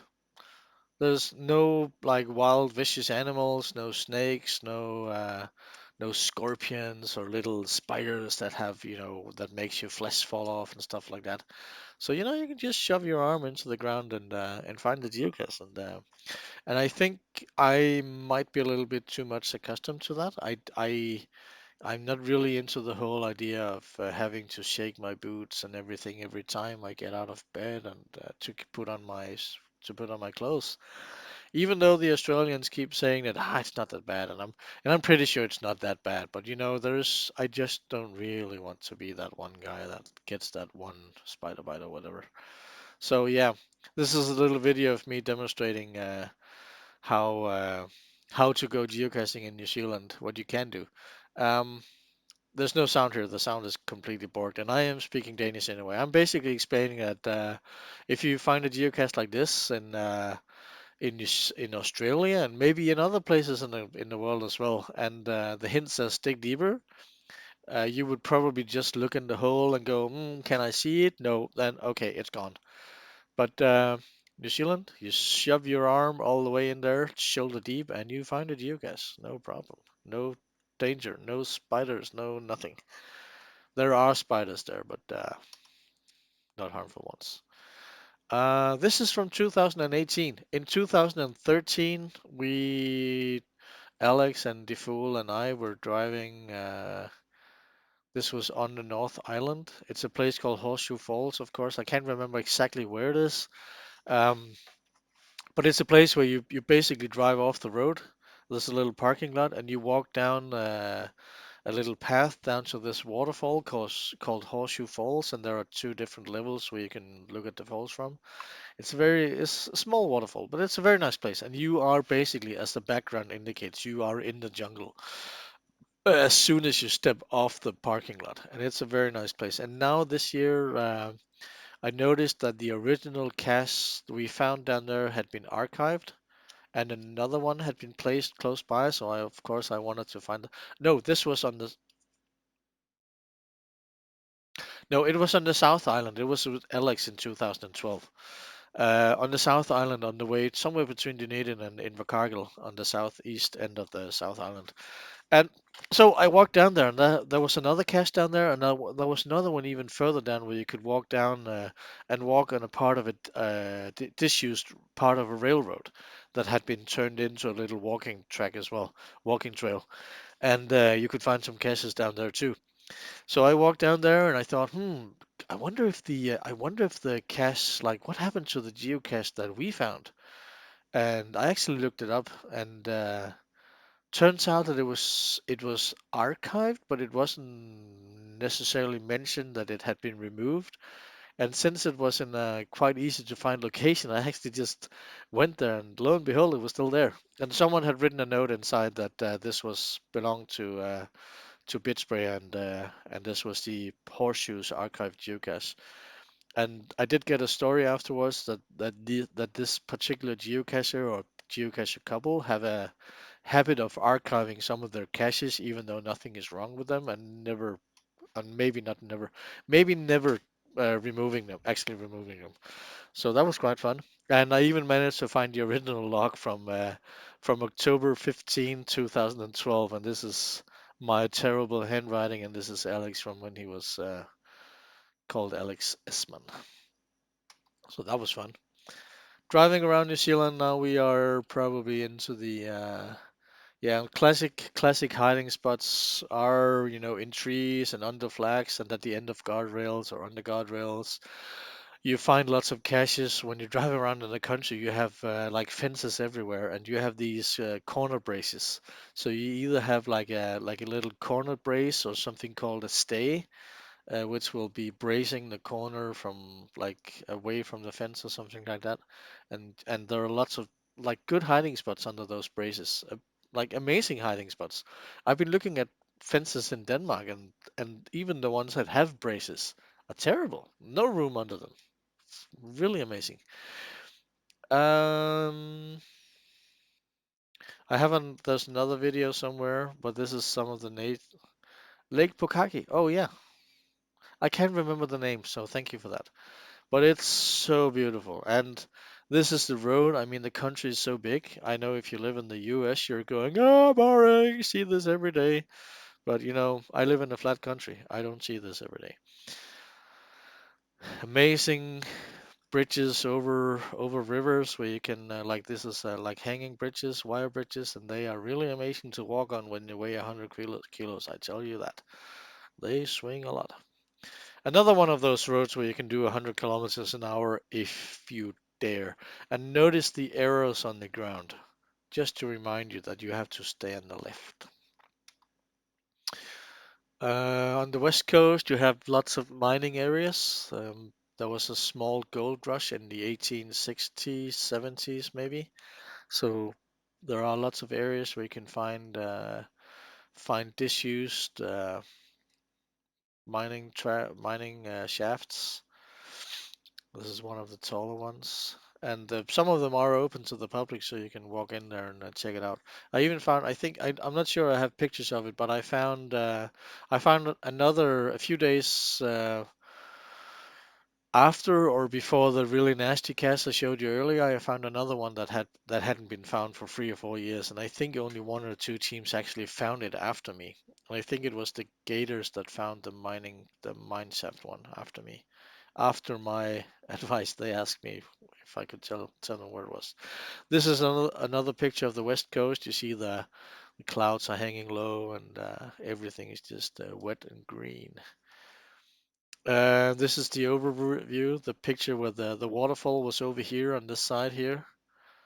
Yeah, it's amazing. It's such an amazing place. I really love it. Um, so the waterfall was over here. You had to walk down the stairs here, and you could walk under the cliff here edge, so you could walk along the water. Quite hot to walk in this sand, and like gravel up here under the cliff. And it was so hazy. It was so crazy. Probably taken the same day, or it's on the west coast as well. You see lots of flags everywhere, and these are probably called other things, but they look like flags. This is from a campsite that I happened to stumble into on that trip. This was in 2015, and I was driving up the west coast, and you really have to pay attention to the map because some roads are actually dead ends, and can't remember if it's in Greymouth or Westport where if you take a left and continue up the road, you're actually just going on a 50-kilometer dead end. And I didn't realize. I thought I thought I had to go up to the next city and then go inland to continue up to Blenheim and Picton and stuff like that. And uh, and I ended up really late in the evening at this place. And the day before, I think these pictures were actually taken on that day. I was driving on this road. As soon as I came onto this, what turned out to be a dead end road, it was still a fairly good, fairly big road. But when you stopped for geocaches along the road, you had this cloud cover that it felt like it was 3 meters above your head, and everything was dead quiet. You could see quite a bit, you could see maybe a few hundred meters down the road, but everything, because the clouds were hanging so low, all noises were completely muffled. So any car that would be driving past you was like it was driving past in silence. It's really hard to describe.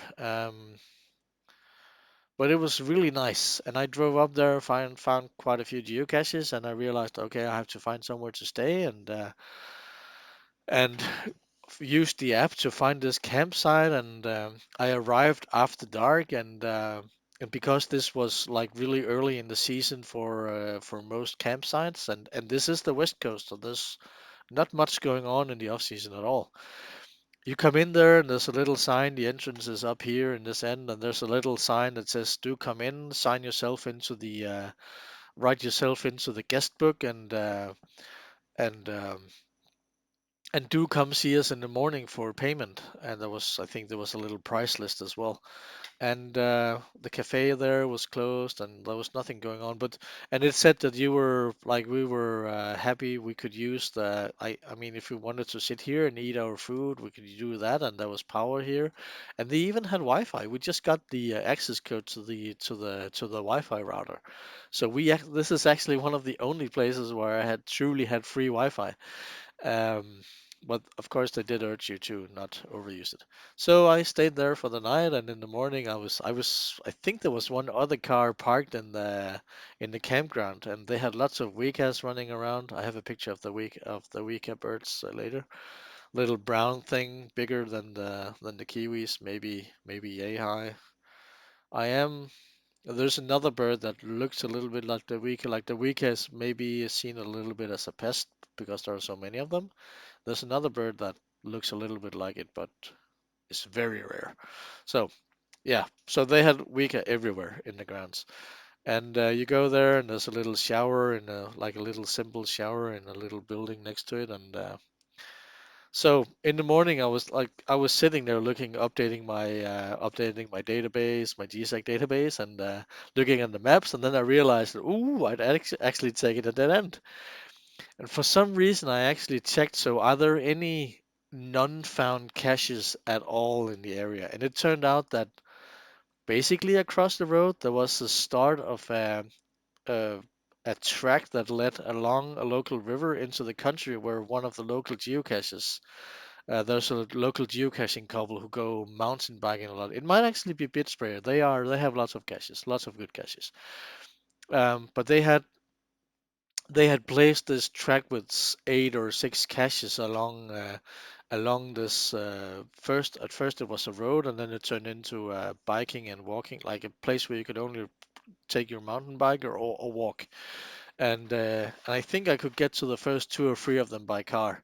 And they hadn't been found for a month maybe, so I actually got 2 or 3 FTFs in the next day, going and finding those caches. But this was a really nice place, and in the morning I saw this woman who just came out of the women's restrooms, and everyone. I mean, you don't people don't wear uniforms in these campsites because this it's just a place in the country. It belongs to someone. There might be a farm nearby where the wife is actually running the campsite or something like that. So I asked her, I'm looking for the staff. I need to pay. Do you know where they are? I'm the staff. So that was fun, and I think I paid maybe $10 to stay there for the night. And they had a shower, and it was really really nice. Uh, yeah, this is Kaikoura, as I mentioned before, where I was smuggled by a seal. There was a geocache. You you parked on the coast side of SH1, and then you walked under the main road, and you walked along a little stream, and you got into this lagoon with a little waterfall where you had all the baby seals playing around, and it was amazing. Um, I mean, you could get really close to these things. It was a little crazy. I don't think you might be able to hear this. Yeah, there's nothing to hear. But You walked really close to all these baby seals, and of course there were signs urging you not to, step over the boundaries and go in there. And of course, all the tourists were like, "Oh, I have to get close to the seal so I can get a selfie." Selfie. Um, and it was kind of sad actually. What's even more sad is that during the 2016 earthquake, this place was completely demolished, completely, completely destroyed, utterly destroyed. So that is actually a little bit sad. It was a really nice place. But I did hear that they were DOC or someone else were planning on actually putting up either restricting access to the area because people couldn't, they didn't respect the signs at all. So I, I, I would have agreed with that decision because yeah. But it was completely destroyed by the earthquake, which is a little bit sad. Um, And now we are truly into random pictures from Charleston. I don't think I have anything else in my notes. Does anyone want to see geocoins? Because I have some geocoins that I actually want to share with you. I have one that you can actually track, one more, apart from the. Oh wow, lots of lots of locks on my.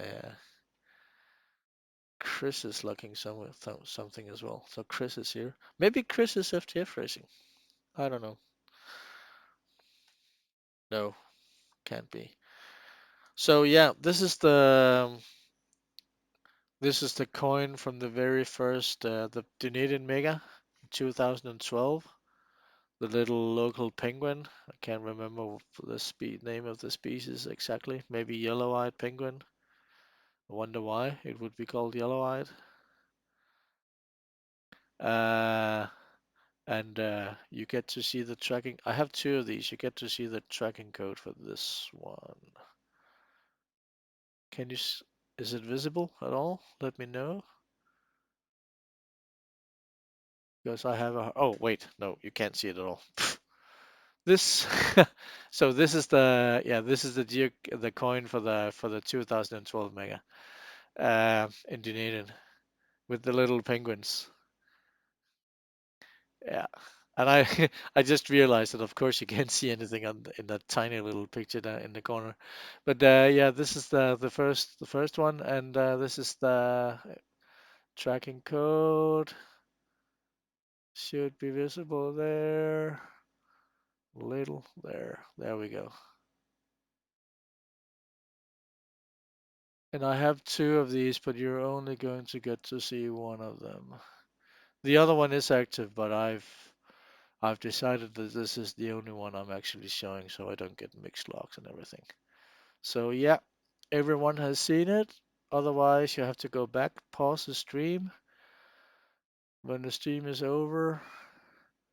And yeah, these are really nice. So as I said, I have two of them because they had lots of registration packs left over, so there was kind of a mad dash quiz going on where buckets of registration packs were just handed out left and right. I have another really cool one. You should probably actually see this one as well. I have I realized during the 2018 mega that I'm actually missing a coin, and I think I might have given it away without even writing down the number, so I can't even track it to find out if I gave it away or what happened. Um, And I think it was the 2013 Megacoin from Auckland, the square one. Because I'm pretty sure we all got one. Because Chris told me, and Chris should know because he was the organizer. But I do remember that all the foreign visitors got this one. I think we were 12 or 10 people that were called on stage, and we were each given. I'm pretty sure we were given this one. And this is really nice as well. Backside is a little bit more boring. This one, you have to find me in person and track it. Just kidding, you can get the code. It's hard to see. Oh, it's really hard to see. There we go. Do, do, do, do, do, do, do, do, do. So there we go. I can't see anything. It's been in the bag for years and years. Wow, this is really unreadable. There we go, maybe. And said, oh, there we go. Really nice. So again, you have to go back if you didn't see it. So this is the Auckland coin for 2013, but this was not the official event coin. Official event coin. That was the word I was looking for. A coin that got really popular here in Denmark. I should actually remove this. This is a little silly to have that. Boy. A coin that got really really popular here was let me put this one back in the bag if I can open it. There we go. Because this was the original coin for the Turangi event in 2000 and in 2016. And while it's not a bad design or anything, I just find it is see-through. There's nothing there. There's no glass or anything. But it's just a little, it lacks a little color. I think Sophie had some with special ones that were colored and in other different metals as well. Of course, they usually have. But this one is a little bland. But it's nice. But in 2015 for the Christchurch event, she was walking around with a huge pack of fundraiser coins for the 16 event. I really need to make sure that I don't drop this one. Let me see if I can turn it the right way up. There we go. And it's a little hard to see, but it's actually see-through. So it's glass, enameled glass or something like that. Maybe if I hold something white up behind it so you can see it here. Maybe a light instead. There we go. Not the best light to use, but it shows that this is like see-through. Con for the NZ Mega 2020 next year is going to be very cool. Yeah, looking forward to it. Really looking forward to it. So yeah, I mean, I don't really collect coins myself. Of course, you do end up with some because you get some at events. You maybe win some, and then once in a while you do actually buy one because it's really cool and stuff like that. But I don't really collect them. But this one, I looked at this one at first and took a picture of it because I know there are people in Denmark who are really into geocoins. Of course, people everywhere. There are people everywhere who are into geocoins. And so I took a picture of this one and posted it on. I think I posted it in just one of our local geocaching groups, and I think I ended up buying 13 of these. One for myself as well. Pretty sure you can lock this one as well if you can find the number. It's very tiny. It's actually quite easy to read. Can't hold my hand still here. I'm very sorry about that. Wow, it's so tiny. There we go. So yeah, I ended up buying 13 of these, and the cool story is that two of these were I had to like I sent them by mail to the people here after I got home, and two of them were sent in the same package to one guy, and they were sent just as regular mail, so they were like regular post, so they weren't actually trackable. And one of them never, like one of these packages didn't show up, and the guy kept writing to me, "Oh, can you maybe try and make a claim with the local post and blah blah blah." And I tried, and they couldn't do anything because it wasn't trackable, so they had no idea where it was. And he wrote to me maybe 2 years later that it had actually been found, the package had been found in one of the cars when they were taking it apart for a deep clean. So it had actually slipped out of the little the thing, the box it was in the car, and it had slid out and was had hidden itself behind a compartment somewhere. So they actually did show up at his door with these two geocons, maybe 2.5 years after they were supposed to have been delivered. So everything turned out happy there. Uh, yeah, the one that got lost and then got refound. And it was there were two of them, so it was like a double thing because there were actually two coins in that package. That was pretty cool. Um, I had a whole section in my notes about economy, about driving in New Zealand, but prices can change wildly when we finally get the chance to go back there. So it doesn't really matter. Contact me if you want more details. Do your own research. Um, there's a really good geocaching group down there called Geocaching New Zealand, which covers New Zealand. People are really helpful if you need help with something. If you do manage to get yourself some friends down there, there's actually also a chance that you can find yourself a bed for the night, maybe 1 or 2 nights, depending on which part of the country you go through. They're really really nice people. Um, let's see here. Let's check out some of these other pictures. So this was the I don't know why I took a picture of. Well, I took pictures as well. So these are all the seal cups at the Kaikoura thingy. This is from, I think this picture was taken during the Turangi event. I was driving around with Rosmar and Indiana Jill and one of her travel companions. Can't remember her name, but we were driving around the Turangi area. Uh, and I'm pretty sure that they told me that this is actually Mordor. But Mordor, the Mordor mountain in the Lord of the Rings movies, because of course, as many people know, Lord of the Rings were filmed in New Zealand. And yeah, Mount Doom, that was the word. Mordor is, yeah. Mount Doom. And Mount Doom is actually, they weren't allowed to film on Mount Doom because Mount Doom actually belongs to a local Maori tribe who don't permit access to the mountain. So all the scenes that were filmed on the mountain itself were filmed somewhere else. Um, FTA phrasing will tell you which one that was, but it was filmed somewhere else. But all the other, all the outside footage of Mount Doom is this mountain, the real one, or the real one. Um, yeah, you can find some pretty fun places. I thought this was a really fun picture, and standing alone just like that, it doesn't make any sense at all.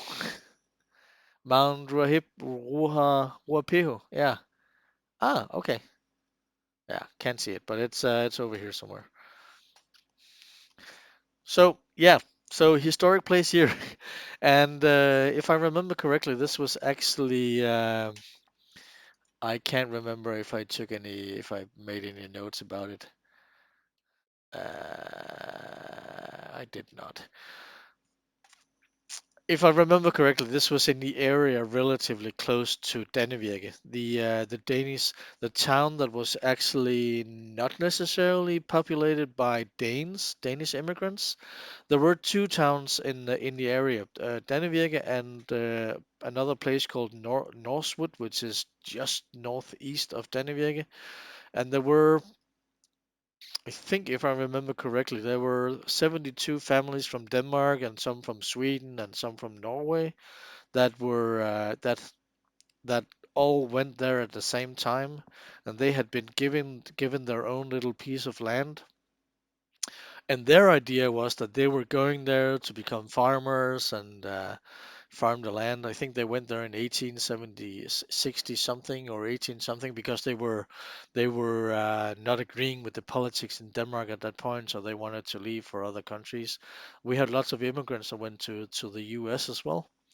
Um, and they came here, and what they realized was that that the local government, their plan was actually to have them actually clear the land so that it was could be farmed, and so the local railroad could be brought through because all of this was heavily wooded.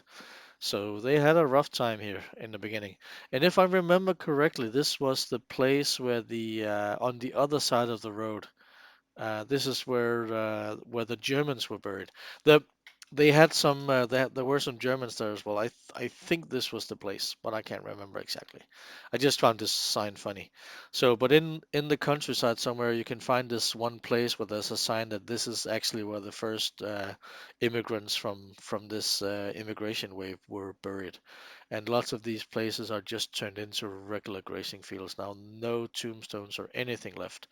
For the Danish graveyards, I did take a picture when I went there the first time, and the second time the sign had fallen down. Nothing left. You have some really funny mailboxes in New Zealand as well. I'm not sure if you have regulations as to how they're supposed to be shaped or whatever. In Denmark, you could never do something like this, unfortunately. The one on the right is a proper mailbox, I mean, but this one is clearly self-made. This crankshaft and a bucket of some sort with a lid on it.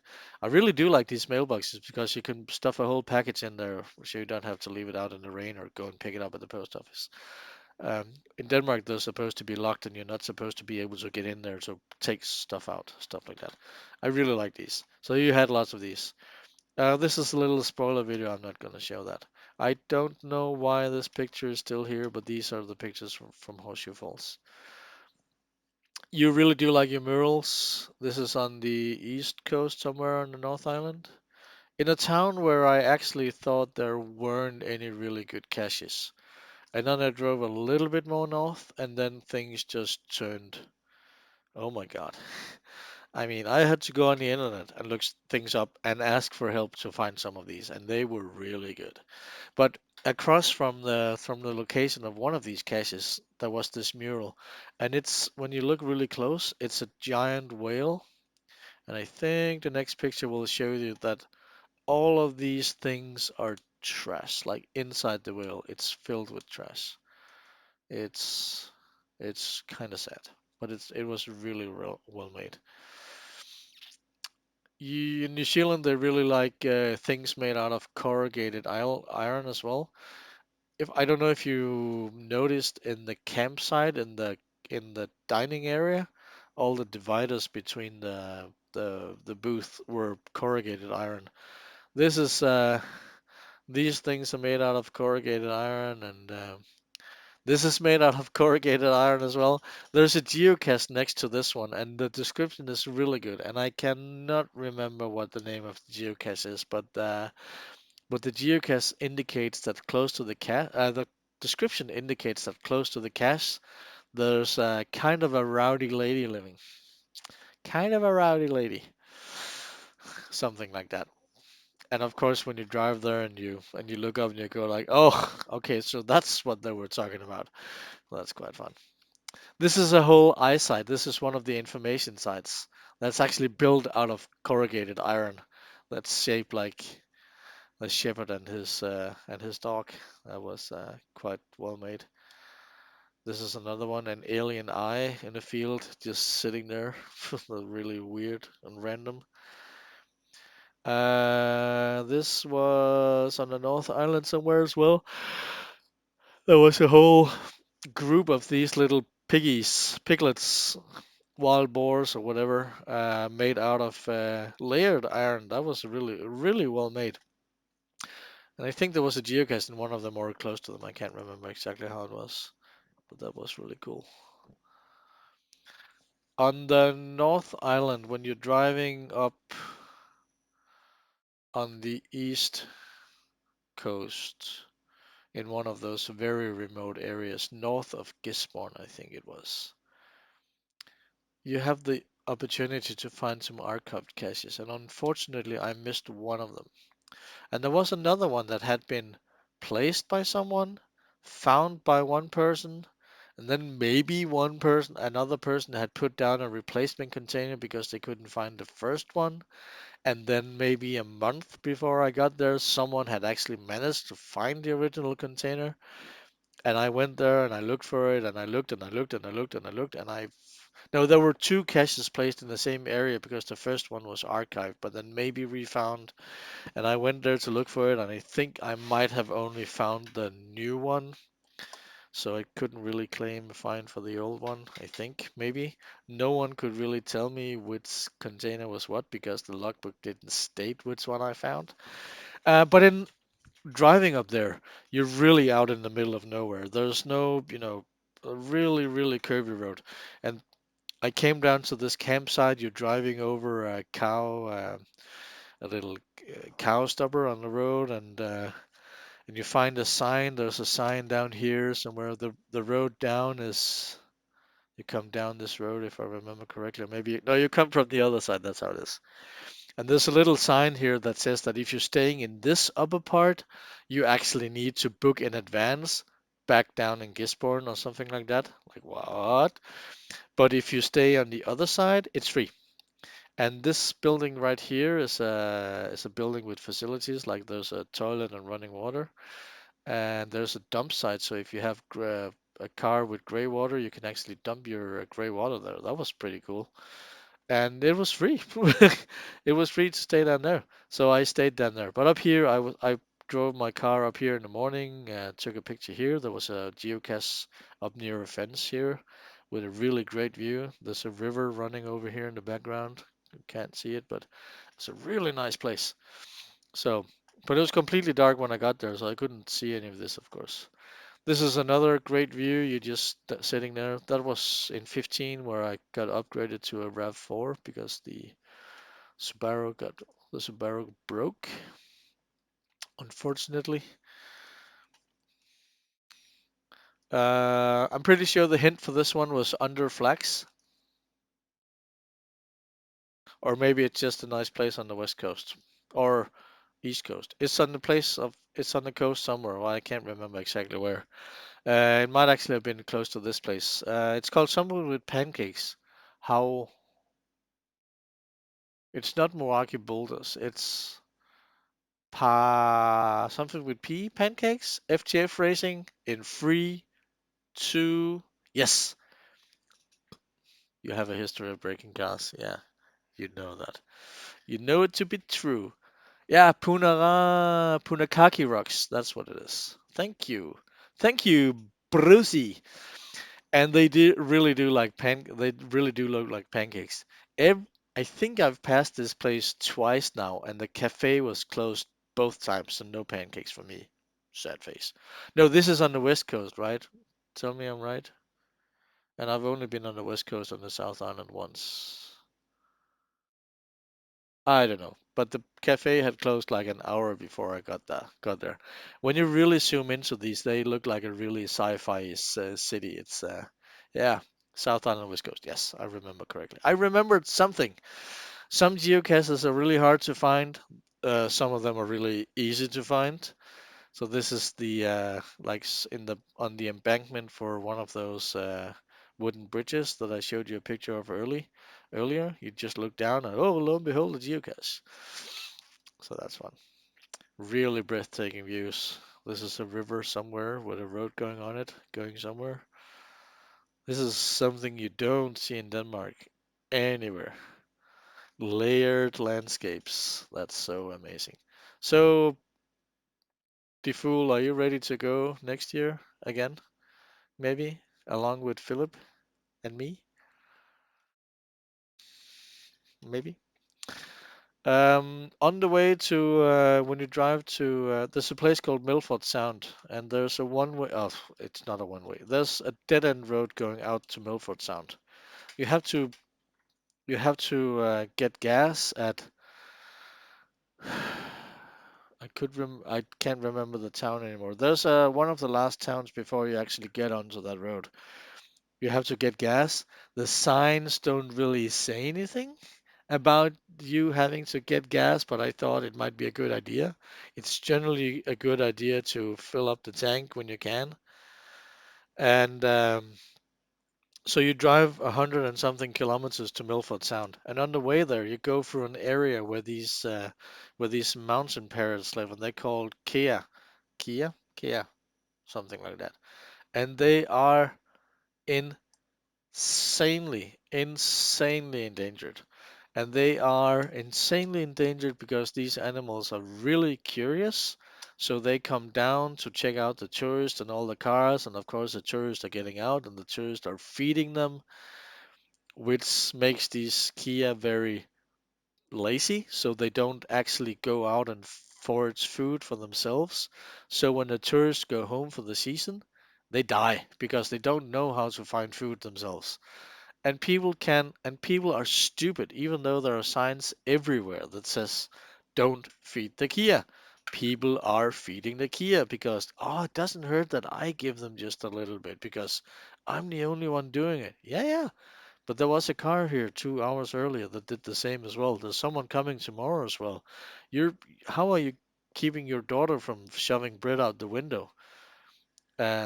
So I was actually a little annoyed because you drive through a tunnel at some point just before you get to Milford Sound, and it's a one-way tunnel, so you have to wait for oncoming traffic.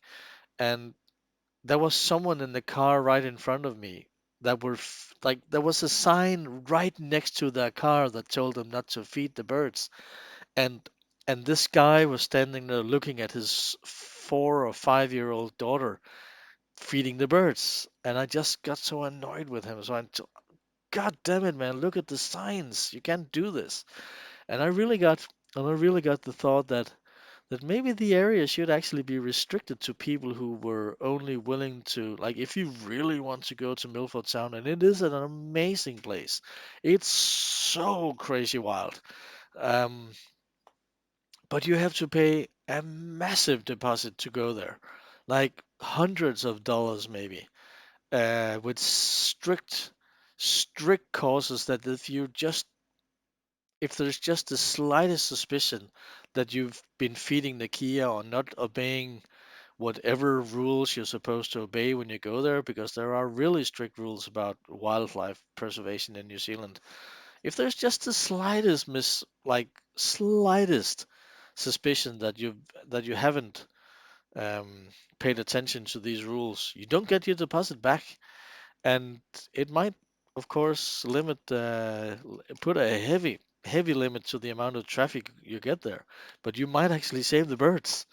So I got really angry actually, and of course I didn't really need to go there either, but I would actually happily maybe have paid this deposit because I was aware of it.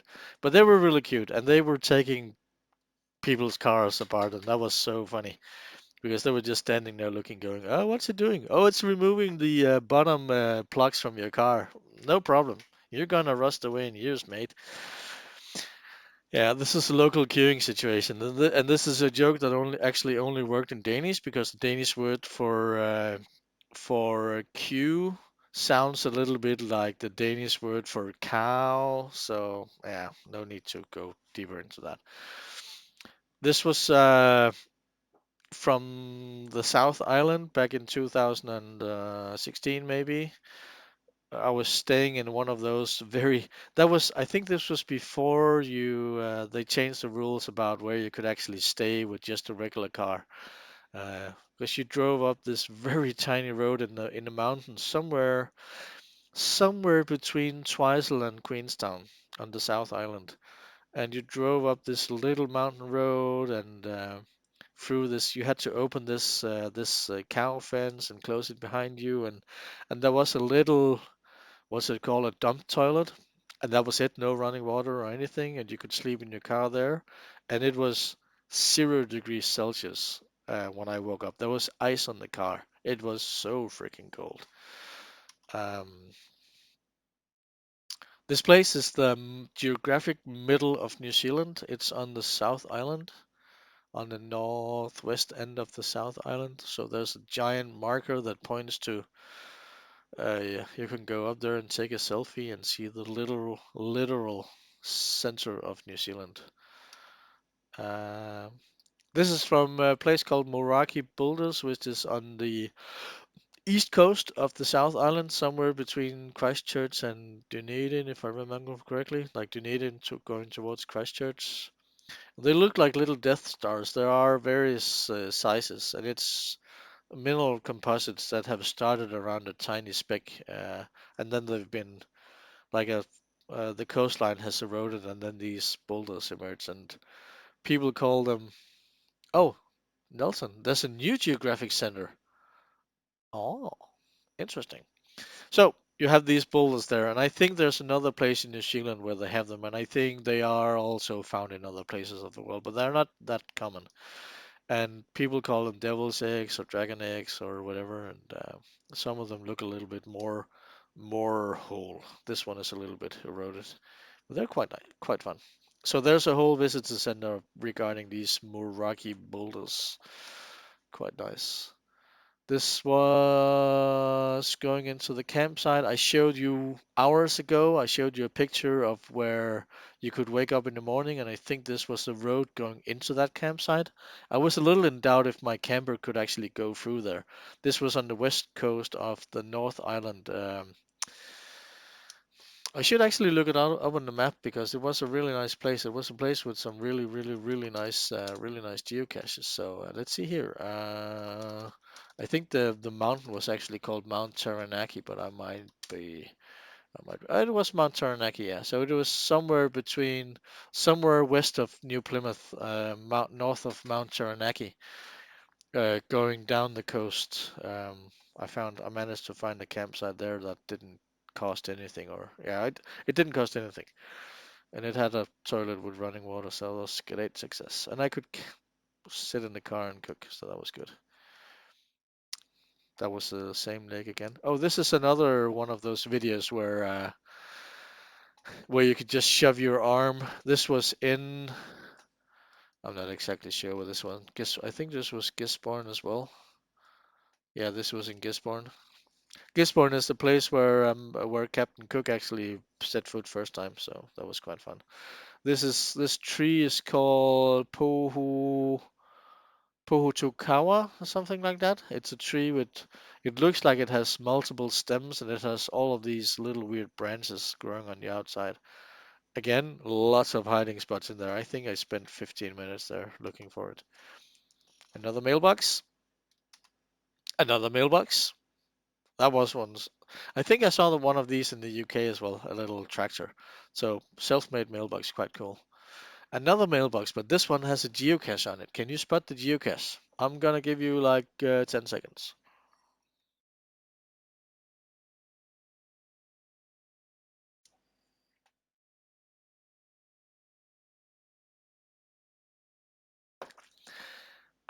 Did you spot it?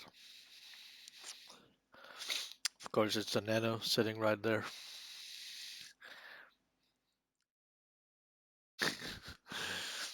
But quite fun. Another mailbox. Another mailbox. And all in New Zealand is well, you probably know this because this is actually from Australian history. In the 1800s, 18 somethings, there were these gang of I think it was the Kelly brothers or something like that that were kind of leading a little bit of a riot maybe against local law enforcement or something like that. And there was a last dish shootout where the Kelly brothers were actually using armor, and someone had made a geocache in New Zealand that was related to this. I think this is close to Palmerston North because this is actually the arm of PubMac in the here. Yeah, Ned Kelly. Yeah. And this is the arm of PubMac. So he was driving me around for the day. So it's somewhere close to Palmerston North, maybe a little bit northwest. Yeah, in 2013, um, we were driving around and looking at all of these mailboxes, and I kept seeing these, you know, the plastic mailboxes that you have everywhere. And they come in different colors. Some of them are green with a gray lid, and some of them have I can't remember the other colors, but they come in different colors. And when you just drive past them in the car, they look like, these red ones with the black lid on them. If you put some black spots on them, they could actually look like ladybugs. And by that time, when I went there, I think this was in 2012, maybe third. No, this was in 2012 because it was on the South Island with Alex. Um, We had a friend in Denmark here, and her geocaching name was Ladybugs. And I thought, it could be fun to buy one of these and actually put it out as a geocache and, dedicate it to her. That could be fun. So I went online and tried to find any physical store that could sell a mailbox. And I had some leftover. When you're traveling with Emirates, they back then you could bring 30 kilos back and forth, and they didn't specify in how many pieces of luggage, so it wasn't a problem bringing extra stuff. And I knew I had plenty of weight to spare, so that wasn't a problem. So we actually managed to find a place somewhere between Blenheim and Christchurch that sold one of these. And when I got it, I realized how big they actually are. And just to kind of try and demonstrate, I have it right here. Like it's it's it's right here. I think I can fit my head in here. Yeah, yeah, I can fit my head in here. Okay, the sound is really bad now. I'm really sorry. Let me get out again. Oh, so yeah. Needless to say, I'm still working on this because one of my primary problems is that I don't actually have any place to put it because we don't really have that many remote areas in Denmark where you can hide stuff that won't get vandalized by random passing kids or dog walkers or whatever. So yeah, but needless to say, I bought a mailbox in 2012 in New Zealand. Best part of the video, yeah. You've been waiting for that all night, man, or all morning for you. This is another place, I think. I can't remember where this is. Very nice place as well. These are I'm pretty sure this is the Kia. I might have named, yeah. Oh, no, this is the Wika. The Kia was the parrot. So these are the Wika. They walk around quite often in parking lots looking, rummaging for food. Uh, can't remember what this is, and I think we're getting into yeah. I asked before I had the events in the fall here. I asked in the Geocache New Zealand group for pictures with maybe attach a little story from from local geocaches in New Zealand. What do you want to show off about your country? And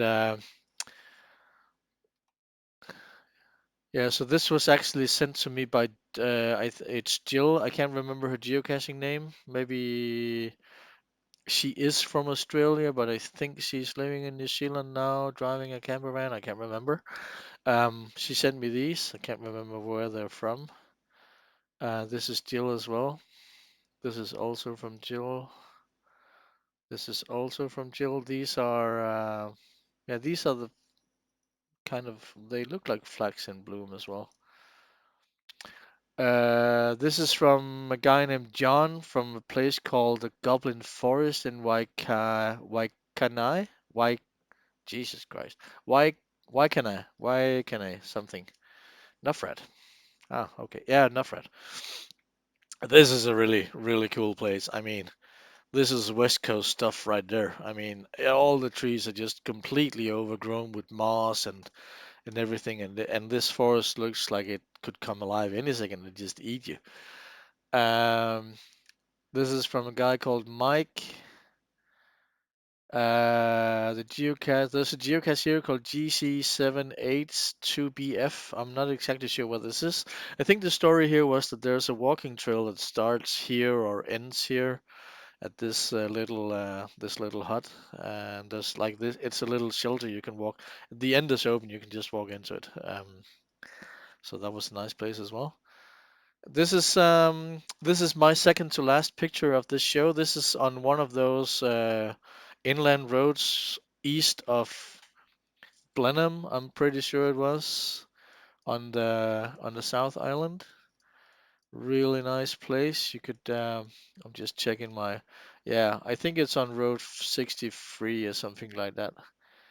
And it's just such a beautiful place. There's an airstrip here. There was just before the car there was this windbag, And there were, of course, geocaches along this road as well. I just had to take this picture. It was so nice. And of course, I had to slap a little banner on it because these events were actually promoting the NZ Mega 2020 event, which was, given that these events were held in November 2019, it was basically already too late to get any more Danes to get involved to go. But yeah, but I hope you enjoyed this little stream. It took almost 3 hours. Um, of course, it takes a little longer when you have to interact with someone on the online, and I had to redo parts of this just to make it fit. I have some old pictures here. These are unedited pictures from some of the travels. So yeah, if you um, if you haven't seen them already, there will be on there's a playlist on this YouTube channel. I know the name of the channel is a little weird. It's an old name. There is a playlist where I put all the spoiler videos from yeah, not so late now. And maybe there's a chance you can actually get me that drone shot I was looking for, huh? The meteor shot. There must be someone in New Zealand who can do a shot like that just from anywhere, huh? Maybe.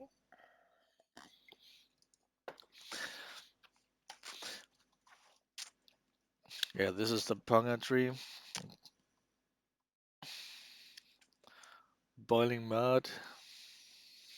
Really enjoyed. Just had no time to chat. Trying to translate you speaking to my friend. Ah, it's okay. Anna, were you the one from? You're the one from Finland, right? Because I don't know anything in Finnish. I can say kippis and moi and mittene. Yeah, I hope you're doing well. I've actually been to. If you know anything about disc golf, there is a tournament in near Helsinki that's called Tyni, which was supposed to be 1,000 players big this year. The biggest disc golf tournament outside the US. Of course, they had to cancel this year as well. But I'm actually working there, so I'm one of the course TDs.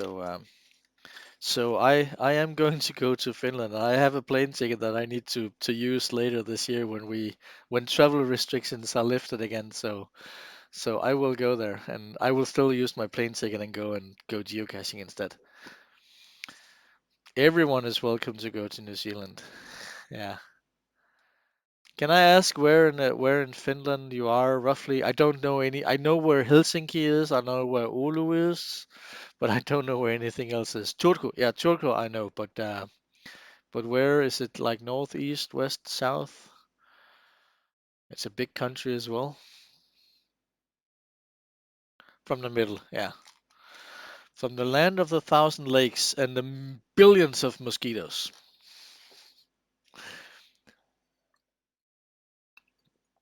But yeah, let's hope that we can that travel restrictions will be lifted. The last I heard, I was talking to I can't remember her geocaching name. She's called Nelly, and she's actually from the UK as well, if I remember correctly. She just got her New Zealand citizenship this year. Um, and I was talking to her the other day, and she mentioned that New Zealand might have like a 12-month, at least 12-month travel ban from probably at least people coming from outside Australia. So might only be travel allowed between New Zealand and Australia for another year or something like that. It's completely nuts. And of course, no one knows what's going to happen after the first wave because there might be a second wave and a third wave. So fingers crossed that we get this thing under control. But yeah, if you have any questions, Um, feel free to contact me and ask. Just write a comment on the either on this video or later. It will be YouTube might probably spend a little time processing it after we after I end the stream because streams that are more than 2 hours long take a little time to process. And or contact me through geocaching.com. My geocaching name is renelm. I think if I put it up here again, you can see it. There we go. So yeah, and contact me through geocaching.com. On my YouTube channel, of course, there are some on this channel. There is a playlist with some New Zealand videos from the 18 trip. I decided to do like a 1 week, like every week. I did like a little follow up with some spoilers. I don't. I don't spoil exact geocache names. I also try not to necessarily spoil a location. Of course, someone will recognize a specific location or something like that, but I don't write the geocaching codes or anything like that, so don't ask me for them. I won't tell you, because I haven't asked the cache owners permission for them, but there was only a few geocache owners that were actually angry with me for them, but I don't think it's a problem because I mean no one can remember where they are and what the location is and stuff like that, so it doesn't really matter. So there are some logs there. I have an Instagram account as well, which might be linked. I think I wrote it in some of the videos too, so you can find some of my pictures there. Um, I took lots of pictures during the 18 trip that I put on Instagram as well, so there should be something to find there. And of course, join the Geocaching New Zealand Facebook group. They're a really friendly bunch, and they will always be happy to answer any questions you have. Of course, they don't know about more about the current situation than the local authorities do, so I probably wouldn't ask them about when the lockdown is lifted for them because they don't know. But any other questions? Travel recommendations, maybe asking for a couch to stay on. You never know. You never know. Last time I went there, I think I stayed 2 or 3 nights with PubMac in Palmerston North. I was almost not allowed to leave at all. I stayed a few nights with Rosmar in Topo. No, not Topo. Was it called Topo? I can't remember. Some of the names are really funny. When you look at the when you Toranga, that was the name, and they actually live in Topo, if I remember correctly. No, it is Torang to Toranga. To Yeah, you look at the location names and you think you pronounce them right, and then you talk to the locals and they have no idea what you're talking about. So So yeah, you get some friends and you stay in some good places and you get some good food and to Toranga, Toranga, Toranga. Yeah. So if no one else has any more questions or anything, I think this is a good place to stop. If you want to see, I think I've shown you all the geocoins that I want to show you. I have some more here. This is from Christchurch 2015, very nice design as well. I think this is actually a Kia flying away with a geocache. Uh, the Wellington, the Wellington geocaching event in 18.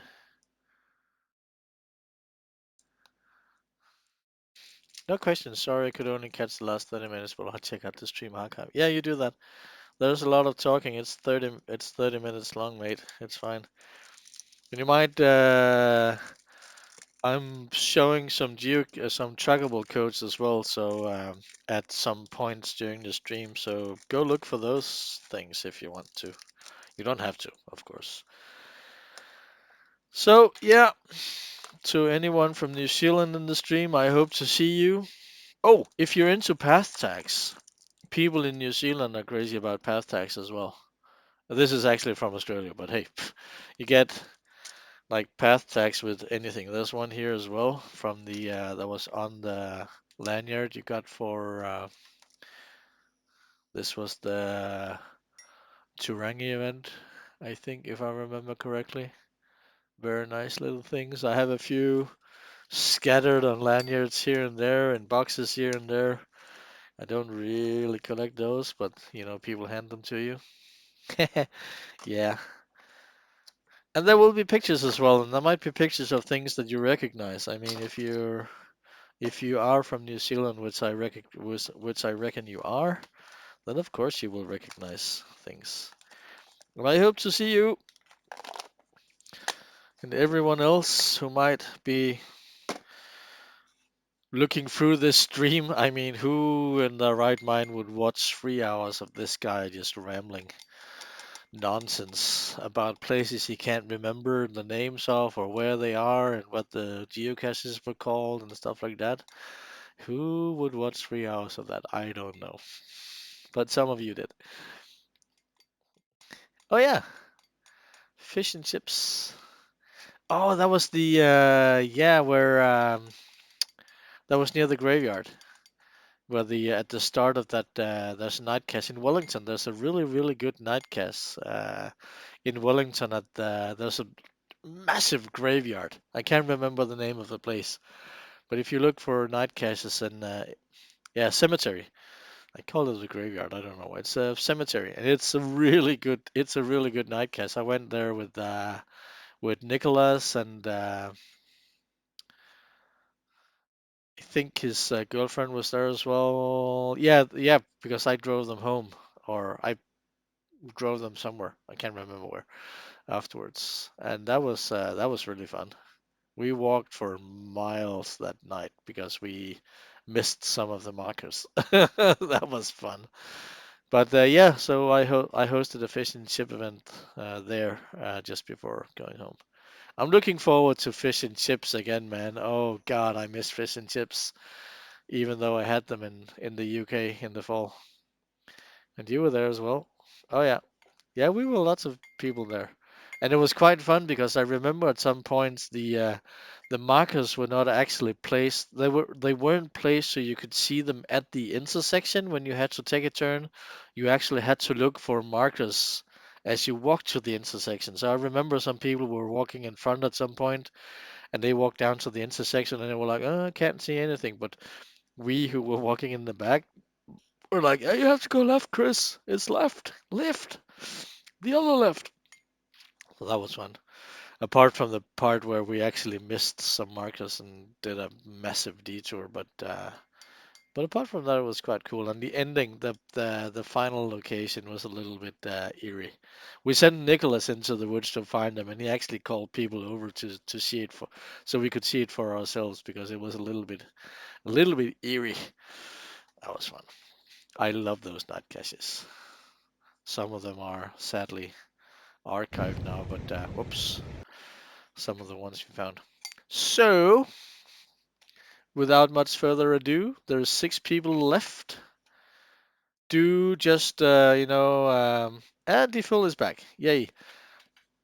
I know this is probably not gonna be, I mean, this is not a monetized YouTube channel or anything, but I probably just to help other people out. If they want to have some virtual tourism, just please hit that like button down below. I know it doesn't really mean anything. I'm not making any money out of it, but it does help YouTube show it to other people who might have a vague interest in listening to this guy talking about geocaching in New Zealand. And so just hit that like button down there. You don't have to subscribe. I don't care about subscription. On this channel, I don't care about subscriptions at all. As long as I have more than 100 so I can do live streams, that's fine. But hit the like button so other people can get recommendations for this one. And good night, Anna, and thank you for looking in. And yeah, could have been fun with a little bit more people. I know that lots of people are, this is in the middle of the day or in the middle of the morning for lots of people, so maybe more people will look by later. But that's how hitting the like button will help. So do that, and I hope to see you out there in New Zealand, in Denmark, in Finland, Germany, the US, wherever you may be, wherever I may be, and goodbye. And I will now click on this red button that says